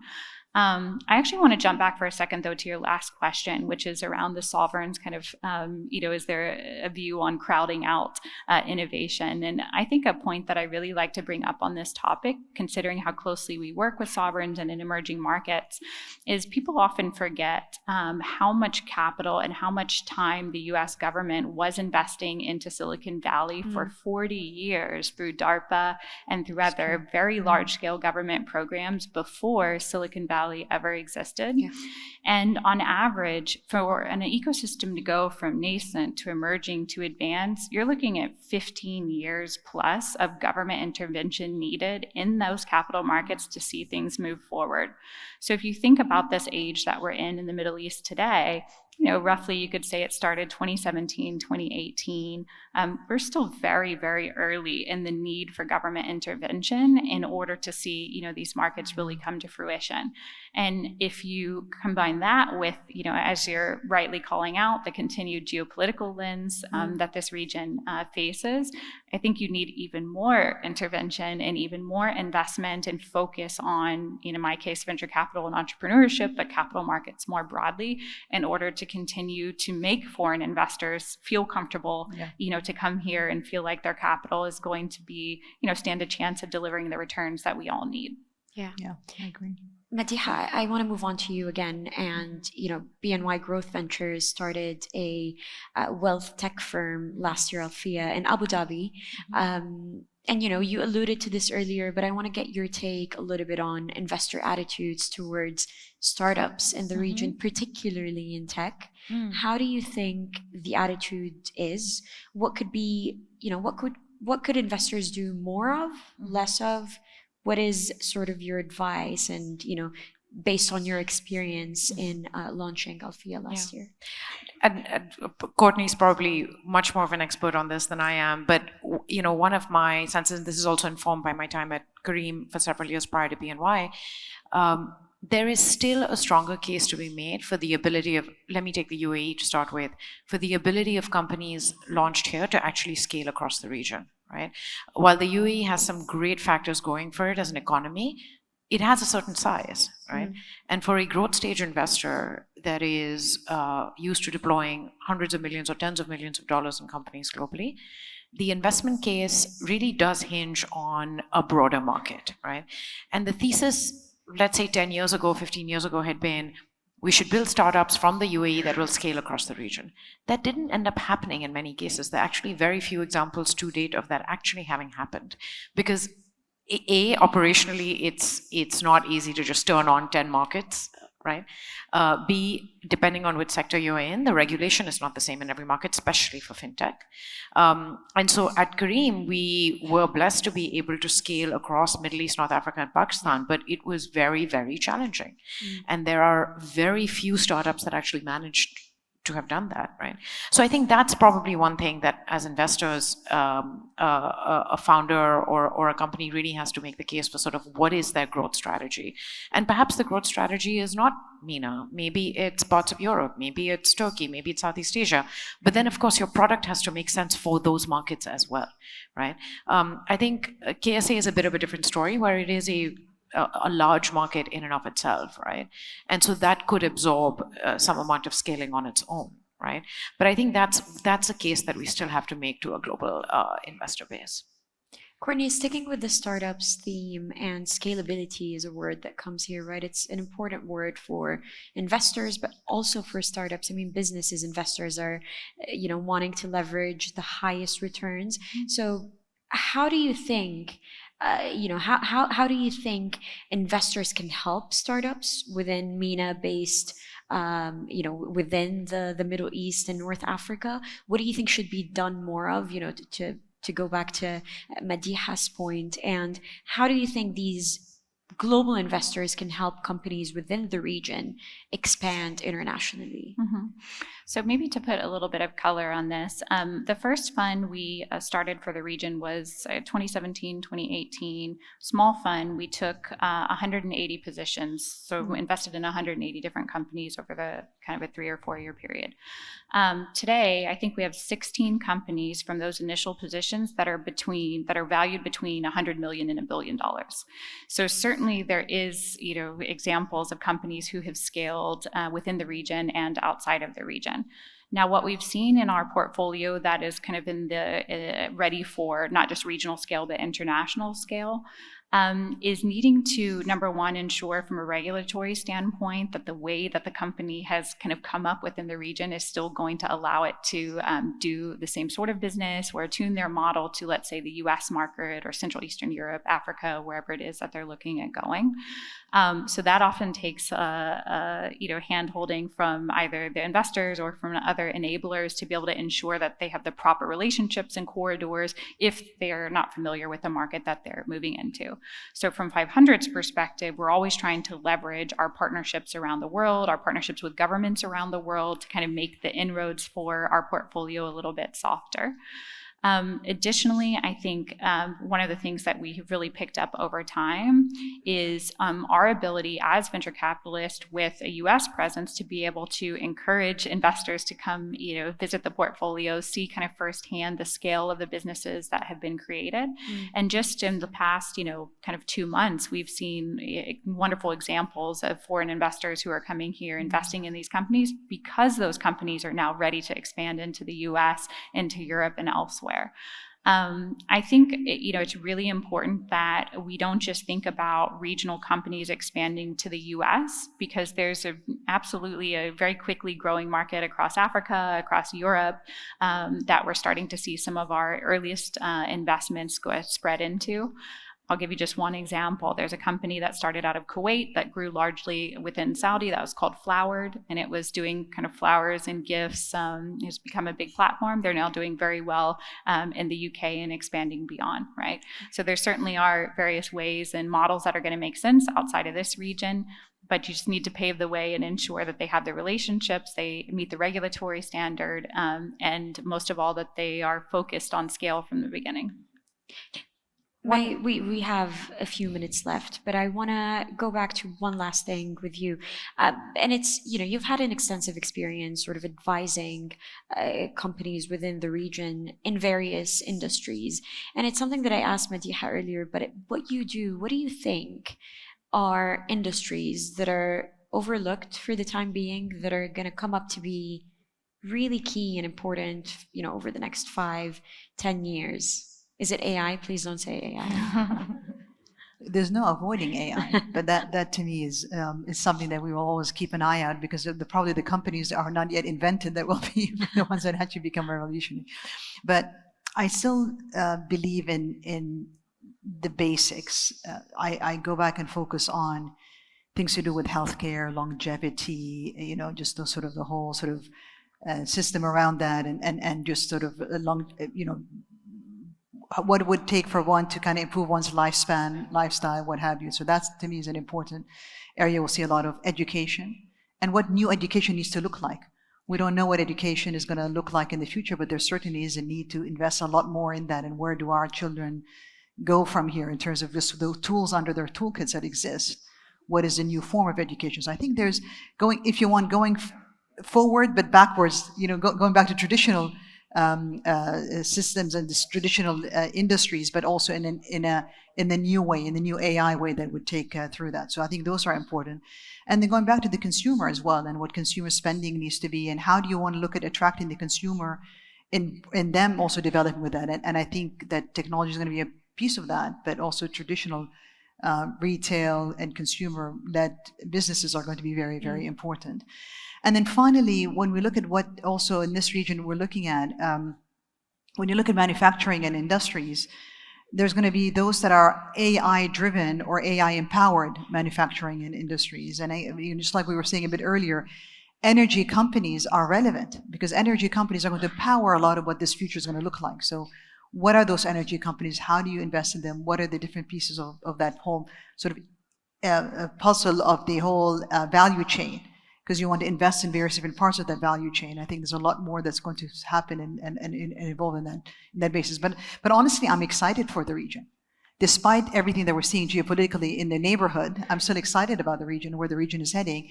And the fact that it is looking at encouraging and inviting a lot of people from other parts of the world that are unstable to come here and actually grow their businesses and grow their whole setup and put headquarters over here and take that forward. There's a lot of work that's being done by the government here in order to kind of meet all of that. And I'm very excited to see how this will be a really big, important hub in where the world is heading going forward.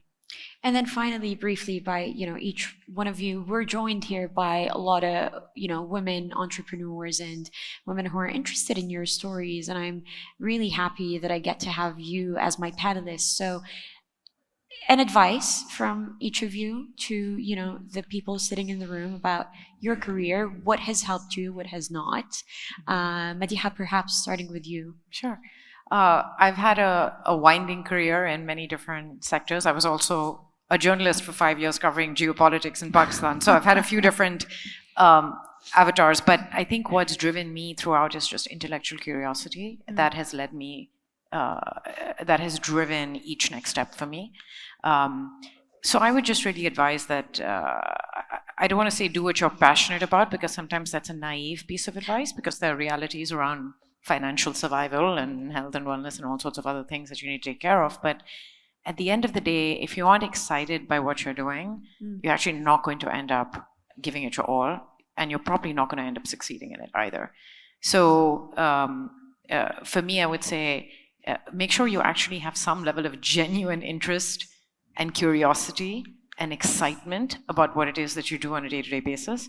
I'm not saying you have to go set all practicalities to the side, but I do think that if there isn't at the core of it, if you're not really intellectually interested in what you're doing day-to-day, I don't think you're going to succeed in that. Courtney? I would largely agree on the curiosity. I mean, I think that's just staying curious and being driven by learning is something that allows you to go into so many different paths and still feel good about it.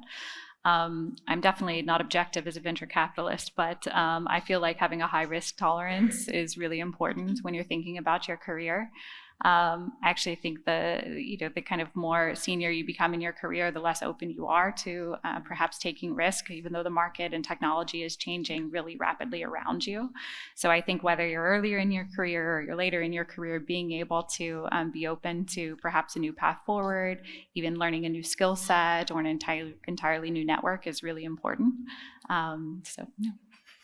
May, ending right, this just with very you. briefly, maybe just very quickly, then follow your passion, embrace your diversity, be tenacious about achieving it, and Don't take no for an answer. That's a lot of advice. I'll just choose take no for an answer, but thank you so much. May, Courtney, Madiha, thank you for this Thank great you, panel. Abir. Thank you everyone Pleasure. for joining us. Thank you. Thank you so much.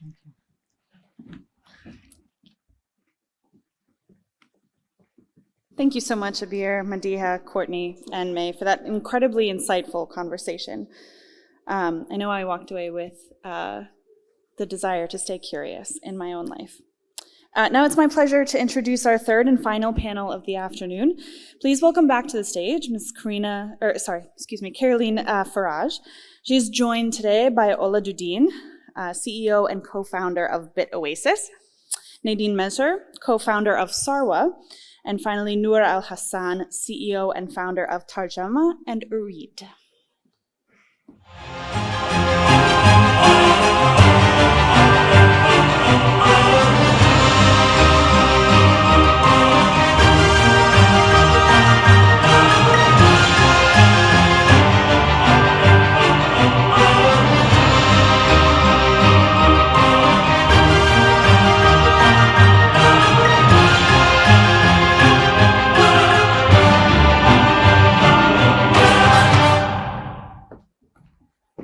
Okay, I wanted to take that place, but it's okay.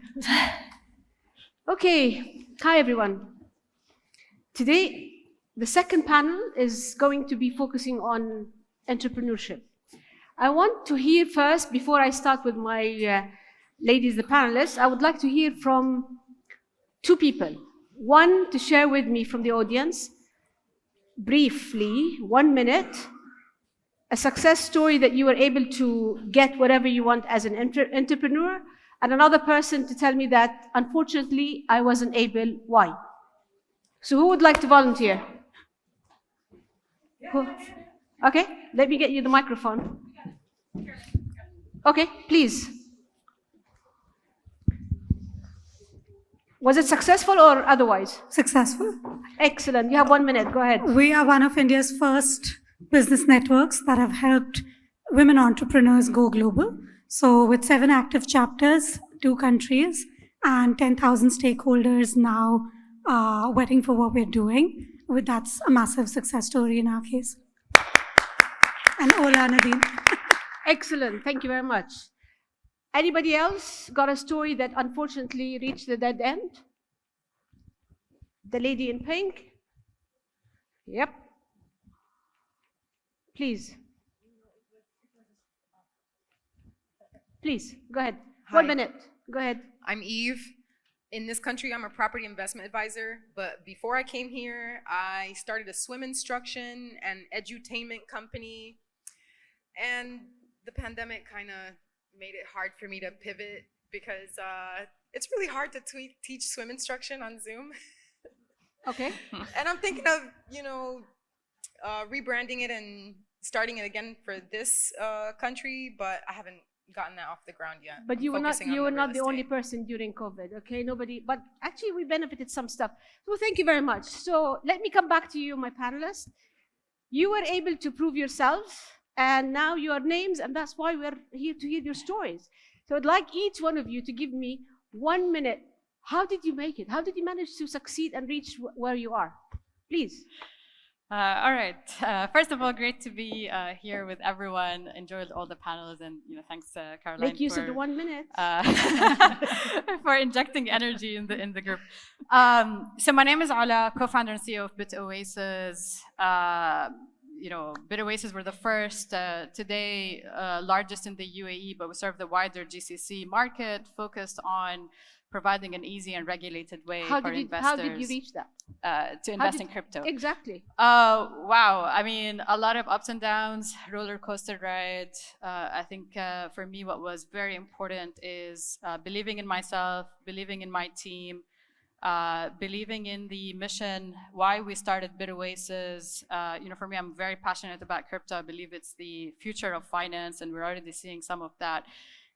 Resilience, perseverance, focus, and making sure that you wake up every day with energy that you spread to your team, and making sure that everyone that is with you on this ride understand why they're part of the company, what's the mission, who are we serving as our customers, and I think iterating that as a leader day in and day out. Take a long-term view and don't focus on the short-term, pitfalls. And every entrepreneur obviously goes through that journey as well. How did you reach that level? I agree with everything Ola said. Optimism, I think that is very key when you're an entrepreneur, because it's a roller coaster. You go up and down. There's a lot of challenges, which is fine. It's okay, right? It's yeah, it is part of the learning. And I think, again, it's a long journey, right? It's not, I cannot say it in 1 minute, but a lot to do with the team, with the mission, having the right people, surrounding yourself by the right people that keep pushing you forward, that actually uplift you and believe in you, but it starts also with believing in yourself. And I think there's a lot to say about the culture I grew up in, where it is a culture of entrepreneurship and you can do it, but also Where was trying that? so that you can do it, I right? mean, where was it? What was it? The household, right? It starts Okay. in your house, potentially. Not everyone is lucky enough to have that in the house, but I think education is extremely key. So if we don't have that, maybe focusing on the next generation and educating girls that they can do it. And just thinking in solution term. You will see a lot of, problems along the way, having your own company, but then how do you turn that into an opportunity? And I think that's something that really stood out for me. So thank you so much first, and I definitely second what Ola and Nadine said. It's definitely a roller coaster, and it's so difficult.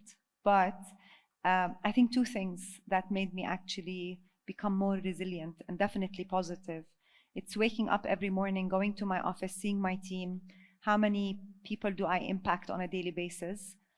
I feel responsible to my team. I feel like I need to push myself every day to go to my office despite all the obstacles. I need to show up to my clients, to my team. I have so many people benefiting out of this company. So there's definitely an impact aspect to the business that keeps me going every day. For sure, I would have never been able to do this if I did not have a full support system. Like I have my family supporting me.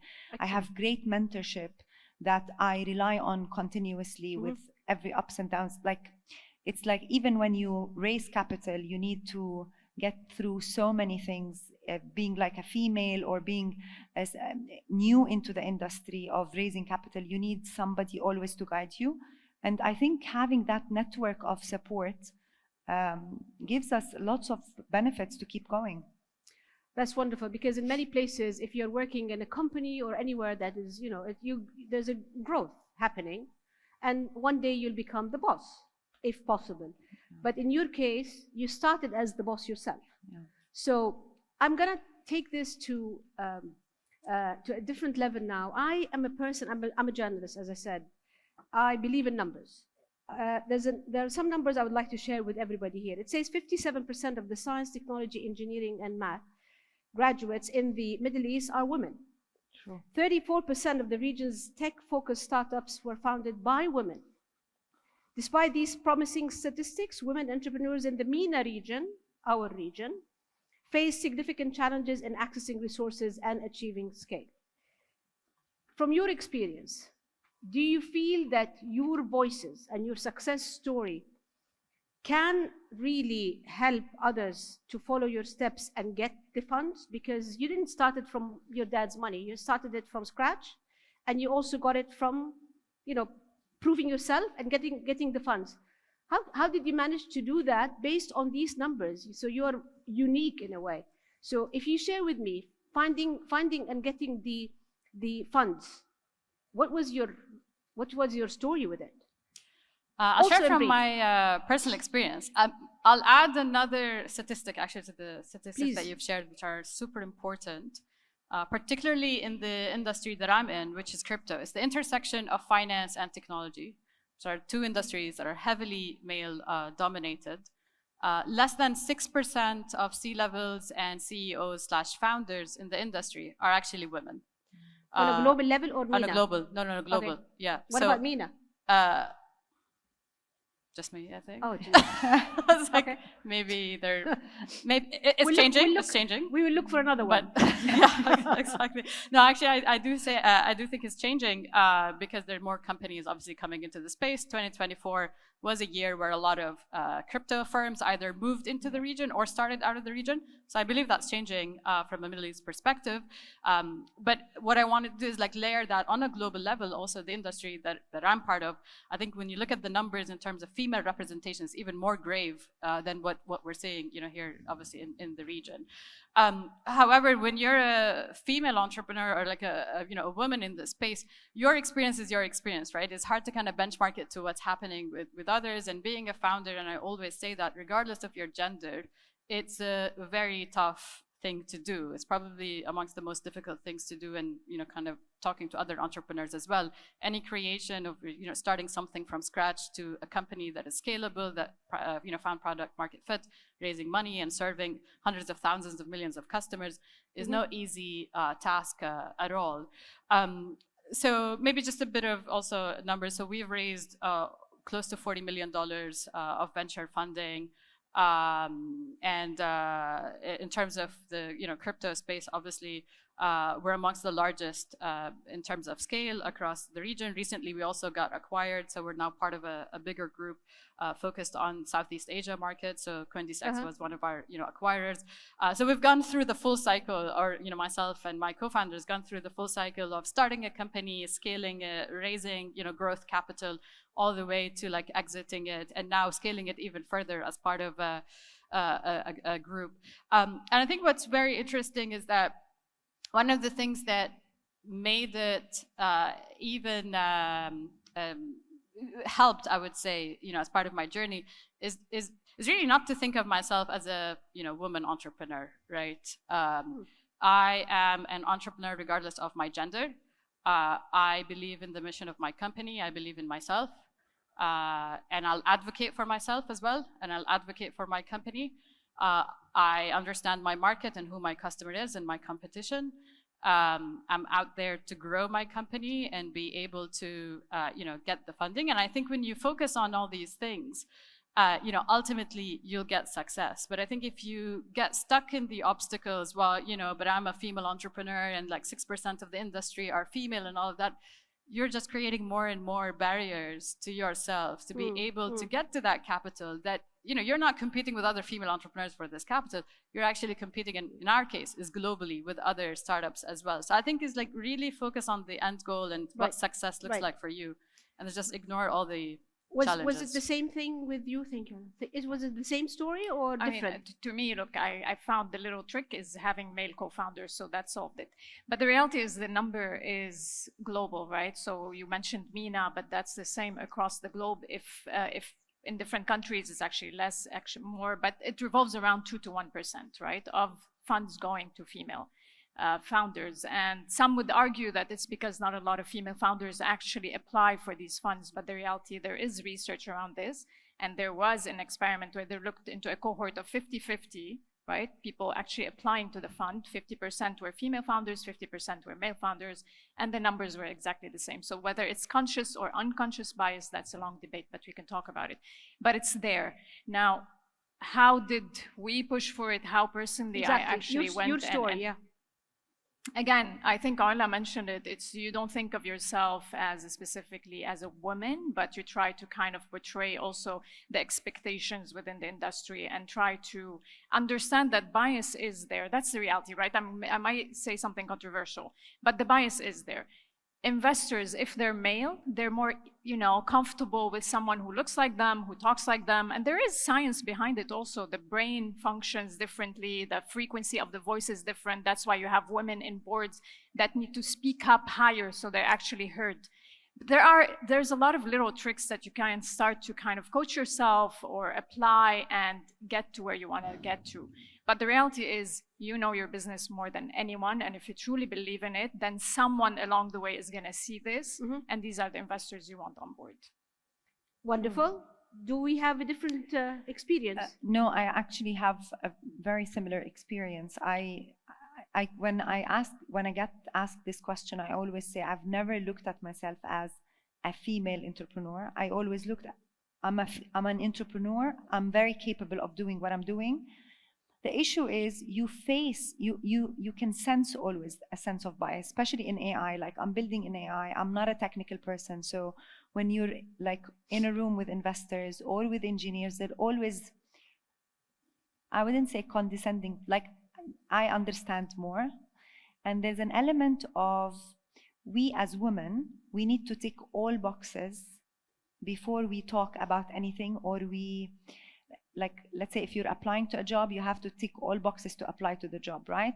If it's a male, they would be 50% eligible and they still apply, right? So it's psychologically, we're different. We need to be more perfectionist, or like, we're much more, I would say, responsible towards money. Like when we raise capital from investors, there's always this sense of, I'm extra careful about this money. I know I need to invest it wisely. I need to make sure that I don't burn the cash in the business. I have to make sure that there's sense of responsibility towards retaining the investment back to client being successful. Again, that's sometimes not taken into, it's not like I would say, taking towards us, sometimes it's against us, right? But again, that's part of the challenge, and we just need to overcome it. We are who we are, and the fact that we know our business very well, we're knowledgeable, we're responsible, our work speaks for itself. So in a nutshell, if I may summarize this, that you believe in yourself as a capable entrepreneur, no matter what's your gender, and you apply for it, you keep pushing until you get it, and you're successful because they heard your voice. But there are also a lot of women who don't really believe in themselves, and they need the education, the support, the mentoring in order to understand that it is possible. So I see you nodding. What do you think? That it's possible? Of course it's possible. Exactly, but is that something that, you know, needs education, or needs mentoring? How can you really let this woman entrepreneur who is like thinking to become an entrepreneur to take the step? I mean, I love this question, right? And we all work in tech, so there's a lot of, you know, our brain probably now is built to think in data and numbers. And there's this research I always refer back to because I have a little girl, and it shows really the impact of visualization on little girls and how they see themselves in the future. And I think it's super important that we keep bringing visibility to success stories of women because they can see it. The other day I was on a different panel, and this small story came to my mind. I have someone in the family, a female doctor, and she has a little girl. And all her friends are doctors around her because that's her work, right? Line of work, she's always with doctors, and all her friends who are women are doctors. Her little girl comes to her and asks her, "Mama, can men be doctors?" And I love this. And I love this. It's the power of seeing something and imagining yourself, right? Projecting yourself. And I think there's so much work to be done there for girls. There is a study around this where in a classroom they started showing, you know, from young age, and they followed them for around 15 years, if I'm not mistaken. They started showing them astronauts who are women, doctors who are women, technicians who are, so all of these different role models. And by the time they got to university and they asked the guys, the girls and the boys what they wanted to be, the answers were equivalent because they showed them what's possible. So yes, I'm extremely for showing the possibilities out there. Yeah, I echo Nadine's words 100%. I think the visibility on successful women entrepreneurs, in any field actually, I wouldn't say just entrepreneurs, highlighting role models. I think events and platforms like that create a lot of impact. And I think having that exposure from a young age, that yes, you are able to build something. There are challenges, acknowledge the challenges, but there is support systems that are there available. You are able to go through that journey. You are able to also be fulfilled as part of that journey as well. I think highlighting role models is probably the most important thing and the most impactful things for other, you know, female potential founders to be able to see. But I would say actually it's not just for girls, but equally boys as well from a younger age. because we live in a society where, you know, different genders play different roles as well. And I don't think we can separate success from life and living a fulfilling life as well. So I think acknowledging that women can have a productive role in society, a leadership role, be it from an entrepreneurship perspective, you know, government, sports, etc., and at the same time be able to lead a fulfilling life and be able to be part of society in different roles, and also equally having that exposure for, you know, boys and girls that are going to grow into men and women is also crucial. You know, women are part of society in different roles, and they're able to fulfill those roles, you know, to various degrees as part of their success journey as well. I think having that education early on for all parts of, you know, different societies, and I wouldn't just kind of single out, you know, girls as part of that, is important, you know, for future generations. Do you want to add anything, Noor, or shall we go to the audience, please? No, actually, I just wanted to add one point, which is we are privileged to be able to be where we are today, Absolutely. right? We were lucky to be well educated, got the support system to reach where we are. The problem I see is with lots of women that needs lots of support, as you mentioned in your question. Like, what do we do to these women? And these women could be in our ecosystem, like in our company, could be friends of friends. Like, I think we need to talk about it more. We need to highlight it much more for so many people. Like, I see it in my team sometimes. It's in their mind, it's so difficult to be seen or heard or sit on a panel or do something that people actually could acknowledge. It starts from the home, from education, and if you weren't lucky in these two, eventually us as leaders, we should potentially give back as much as possible to the people at least around us, to try to empower as many women as possible in whatever capacity, whether they want to be entrepreneurs or they want to be executives in a company or sit on boards, just for these women to flourish at what they're actually trying to do and be seen and heard. I agree with you. And let's be very frank. I think we're also blessed. Like, living in the UAE, you meet lots of entrepreneurs, Absolutely. you hear lots of stories, you see that, the arms are open to welcome people, to give them a chance. But in many countries, and especially in the MENA region, we look at them and we ask why these people don't have the same opportunities like us living here. And when I say us, we're talking about expats living here and became part of the family, which is something we all feel and appreciate, of course. But, you know, if I want to ask the audience now, if anybody here who is hoping to become an entrepreneur, what question would you ask my panelists? Anybody, or you're already a successful entrepreneurs? If you don't raise your hand, that means you will need to hear from you. Anybody? I cannot see from the lights. That's too... Yeah. Yes, please. If you can give them the microphone. The lights are too strong here.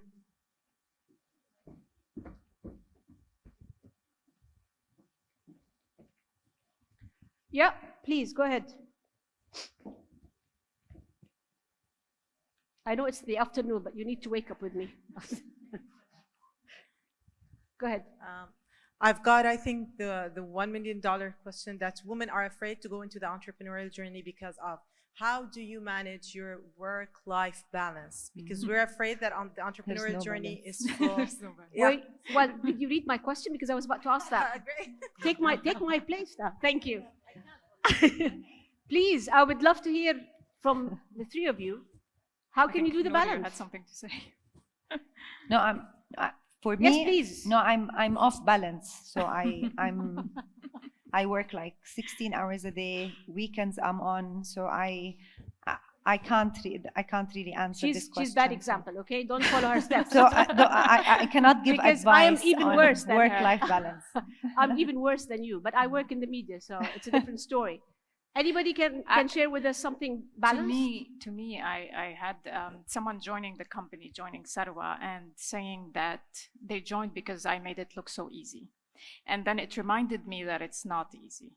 And it is a message that I actually now really actively put out there, that it's not easy. I have 3 kids and I run a company, and there's a lot of different stories there. But if it is something you want, it should be an option. But also you should be ready for it. You should embrace it. And it's a lot of work, but if you love it, you're going to enjoy every single second of it. And you will find a way, by the way. We have the capacity of learning as we go, and managing time, it becomes really a skill set that no one has. My schedule is so structured in a way, and that makes sense to me. But the reality also, I have a lot of respect for women that choose the caregiver way or are mom at homes. And I think, by the way, that this should be a paid job, because it is an intense job, and someone really needs to also focus on educating the next generation. But balance, I think you have to embrace it as part of your life. If that's what you want, then you embrace it, you go for it, and you love it. But it's by choice, not by force. By choice, 100%. And we are lucky, by the way. It's not everyone's, path to have that. Do you have any balance in your... I'll be honest here. I think balance is a myth when it comes to entrepreneurship. Like, I don't think entrepreneurship and balance kind of go hand in hand. The reality is, also your company is going to go through different phases and different journeys, and each one of those require a different way of you being involved as a founder, in terms of also having a management team, and also the challenges will also, differ. Early on, to be totally frank, when you're trying to convert your company from an idea into a product, into an actual company that pays salaries, and at some point you might need to raise funding as well, and you're hiring your first few people, that's tough work. I'll be very honest. There's probably going to be very little balance there. It's going to take, sweat, blood, and tears from founders, and that's why it's easier to have co-founders as well, right? Because they can, be part of that journey, with you. It is really tough work. It starts getting, I would say, relatively easier, or in the sense that there's slightly a bit more kind of, balance when you have maybe some more kind of senior team members, a management team, all of that. But it's still, probably plus 12, 16 hours a day. Having said that, it's, in my experience, it's never been kind of like, 9 to 5, 9 to 8, I mean, even kind of 9 to 9. It becomes a lifestyle, in the sense that, not kind of, lifestyle, it's I want to go for that, but it becomes embedded in who you are. It becomes embedded in your life, and it becomes embedded to some extent within your circle and your family and your support system, that they sort of understand that, okay, this is what you're going through in your life right now, and you're going to need that type of support, and you're going to probably wake up at 2 a.m., respond to an email, a call at 3 a.m. because there's kind of US counterparts that you're working with. So it really becomes embedded in your day-to-day. So that's why I say it's not something you switch on and you switch off and you have a balance. It becomes almost like part of your life. But of course, you have to understand what exactly you have to do now and what you can do tomorrow. Yes. Because if you keep opening this door, and also don't forget, you lead by example as well. So if your staff are looking at you that you don't sleep at all, they might consider that this is the way that I'll be measured at the end of the year as a person who doesn't leave office. Oh, definitely not. I mean, that from a cultural perspective, you have to set the tone in the company in terms of what the expectation is and all of that. But sometimes when you're a founder, there are certain things that you're going to have to navigate, certain kind of, emergency cases, for instance, certain partners or counterparts that you work with. So it's sort of you balance that throughout your day in terms of how your schedule looks like. But it's very dynamic, I would say. Yeah. Please. I just feel like we scared her a lot. Yeah. But I want to say it's actually super rewarding. It's very rewarding, right? And I would love to see more women entrepreneur and more women going into the workforce from that angle. Because that's where you have also serial entrepreneurs. I think all of us that been through this journey, we love it so much. Yes, super challenging, very unbalanced, but there's a lot of reward also that come with it.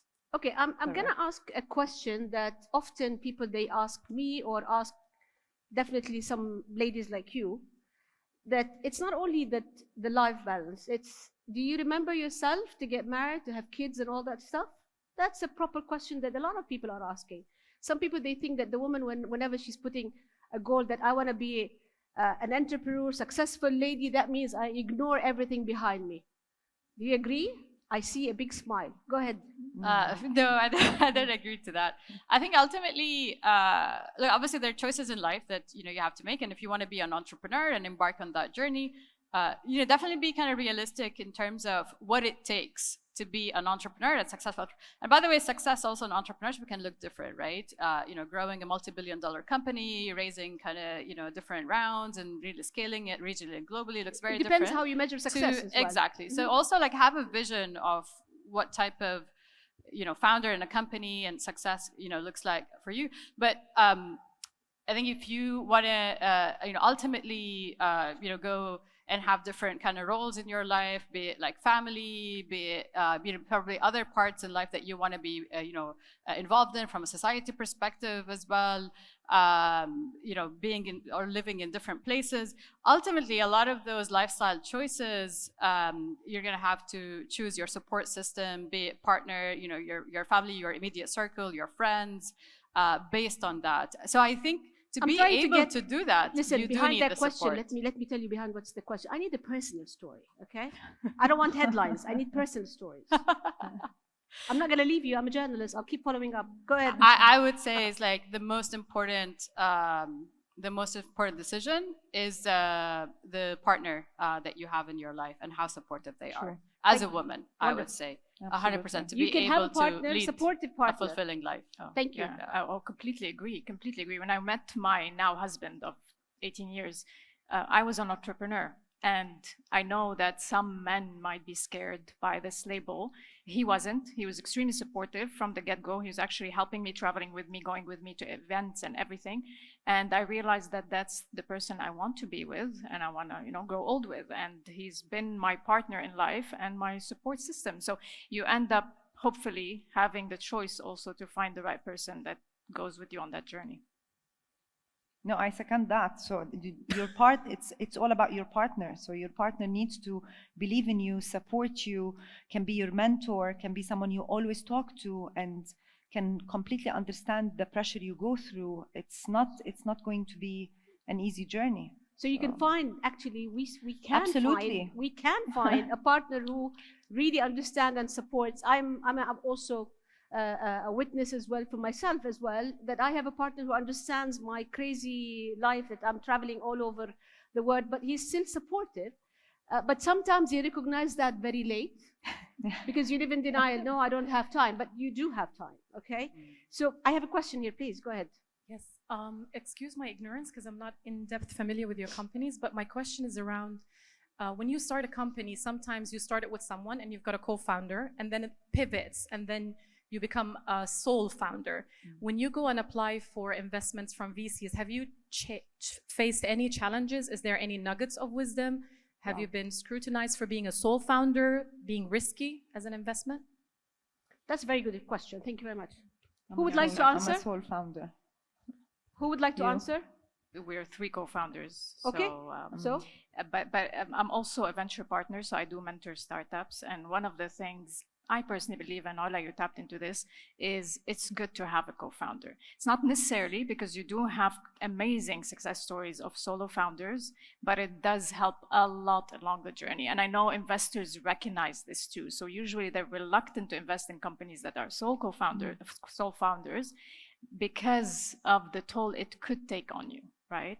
So it takes a very, very strong person to do it by themselves. I'll add a couple of words there, please. Because I think when we started out and we've raised our first funding, we were 2 co-founders who were like full-time on the company. And then I think when I started raising much bigger rounds, to some extent, Bitterways became, me as a founder, the most involved in the business and like as a sole founder. But ultimately, there was a team, right? And also investors bet on the founder, but also the team and who they've sort of brought around them to be able to execute on the mission. So I think it helps definitely, and that's the truth, to have co-founders early on when you're raising your first few rounds. And I But think ultimately, it's about the team. At that later stage, you don't have the key woman-men risk, right? So you have a team that's there and they know the company has the right foundations, so it can evolve. Yeah. Okay. So I'm the only founder of my business, but again, there's a difference because when I bootstrapped my business until it became mature when I got investors. So it's never a question, it's never a topic because they understand that I've built it over 16 years. So there's that element of trust that I'm there. For sure, they'll ask for strong executive team. So who's your C-level that's around you at the stage of the business? But definitely, when you're starting, it helps a lot to have a co-founder. Sometimes actually I wish I have a co-founder to support me. Never too late. So it helps. Never too late? Yeah, and never too late. Actually, most of my C-level now, they are actually technically partners or co-founders. Thank you very much. We have a question here, please. It's really great to be here. I'm a Nigerian living in the UK and visiting the UAE, and it's interesting to see that we are still going through the similar issues as women in finance. My question to you, ladies, is what lessons or takeaway, looking back now, have you learned and would have made your life easier? And what can you pass as nuggets to us just starting off? Thank you. Thank you. Okay, ladies. One tip each, so that we can. My tip would be choose your investors wisely. Yeah, like you really need very good investors that can actually be strategic and supportive. Not every investor can add value. Some investors are actually or could potentially hinder your business. So you need really a good match between your vision, values, and the investor you onboard. Another tip?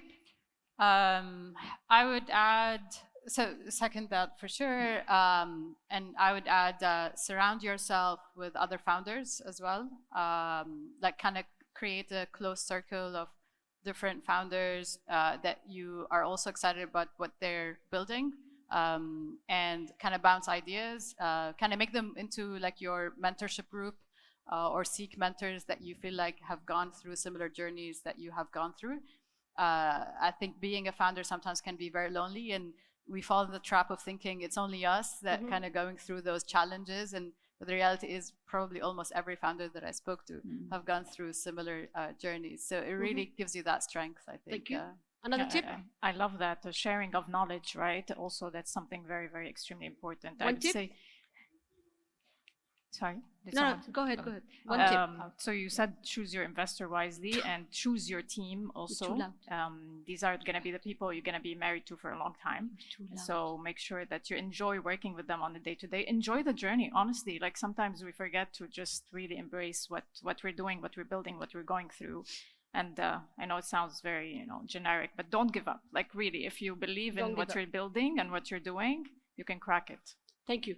We have another question. That's the last question, but please, it has to be very quick because I need to close with Actually, last question. I was wanting to ask two questions, but if you allow me, so I'll take one. So the first one is, what is your actually the partnership you're talking about, co-founders, which how do you decide the shares among yourself and how do you measure? Because sometimes it's very difficult. You are in charge of finance, you're in charge of marketing, some other people come out with, so how? And even though you coming with more founders, like your senior management is founders, how do you get them to the valuation? How is, if you can share some experience, that would be great. Thank you. Who can answer the question? Not necessarily the three of you ladies. One of you, please. I think complementary skills, right? Like when you want to, for me, at least from a co-founder perspective, we really had complementary skills and we had very clear division of roles and responsibility because you need that eventually. In the beginning, it's very blurry. Everyone wears a million hat, right? We started as a team of 3 people. Now we're a big company, but you grow into your role and having respect for each other's role, understanding that this is what each of us brings to the table for a reason, and really kind of going with that belief that they know what they're doing also, and having that trust, exactly. Okay, anybody would to add or disagree, or the three of you are always in harmony? What's going on? I agree with that. I think we started as 3 co-founders and then sort of ended up as 2 being full-time, and a lot of it is because there were complementary skills ultimately. Early on, it's hard to have too many cooks in the kitchen, and you really want to have that clear division of labor, I would say. And that division of labor ultimately reflects the equity each of those co-founders have, and sometimes it can get very tough for co-founders early on, in terms of those conversations. There's another question, please. Just one question about the specific advantage of being here, either that UAE, Abu Dhabi, Dubai. What has it meant to you individually and the journey that you've been on to be based here? I think that's the topic for today. We're all here. We know that we're incredibly fortunate. We're on the precipice, or we're actually already taking advantage of what it means to be here. What's your experience been and the advantage of? Thank you. Thank you. That's a great question. Please. Who would like to answer? Noor? So I've been living here fortunately for 14 years, and this place offers so much. So first, it's a great platform for your business to grow. You have access to investors, you have access to multinational companies, you have access to great partners, infrastructure, events, networking. This place offers so much, right? So when you compare UAE compared to other countries, when you even want to set up a business, ease of doing business, even when you want to attract global investors, it's a very attractive place. There's element of trust when investors want to invest in the UAE. Even like they incentivize you more now to set up an ADGM. So for me, I feel I'm fortunately lucky to have my company here. Absolutely. Okay, I'm gonna just close by one, because we only have 1 minute left, by a quick question. Being in the Gulf, and especially in the UAE, it's also lots of competition, because there's lots of people who are really reaching the level of excellence. So give me, each of you, one tip for the young entrepreneurs that they should not do. Do not do because of the competition in the market. Do not do. Ala. One thing, don't do it. Hold yourself back. Just because there's competition in the market doesn't mean that you shouldn't be there. Understand the No, competition. you should be there. No. Sorry. You should be there, but don't do this in order for you to be part of the competition and successful. So we say give them tips what to do, but I want you to tell them, give them tips not to do. Underestimate yourself. Don't underestimate yourself. Thank you. Yeah. Don't obsess over competition. Okay, don't feel obsessed under competition. Stay curious. Stay curious. And I would like to say thank you very much at the end. We are on time.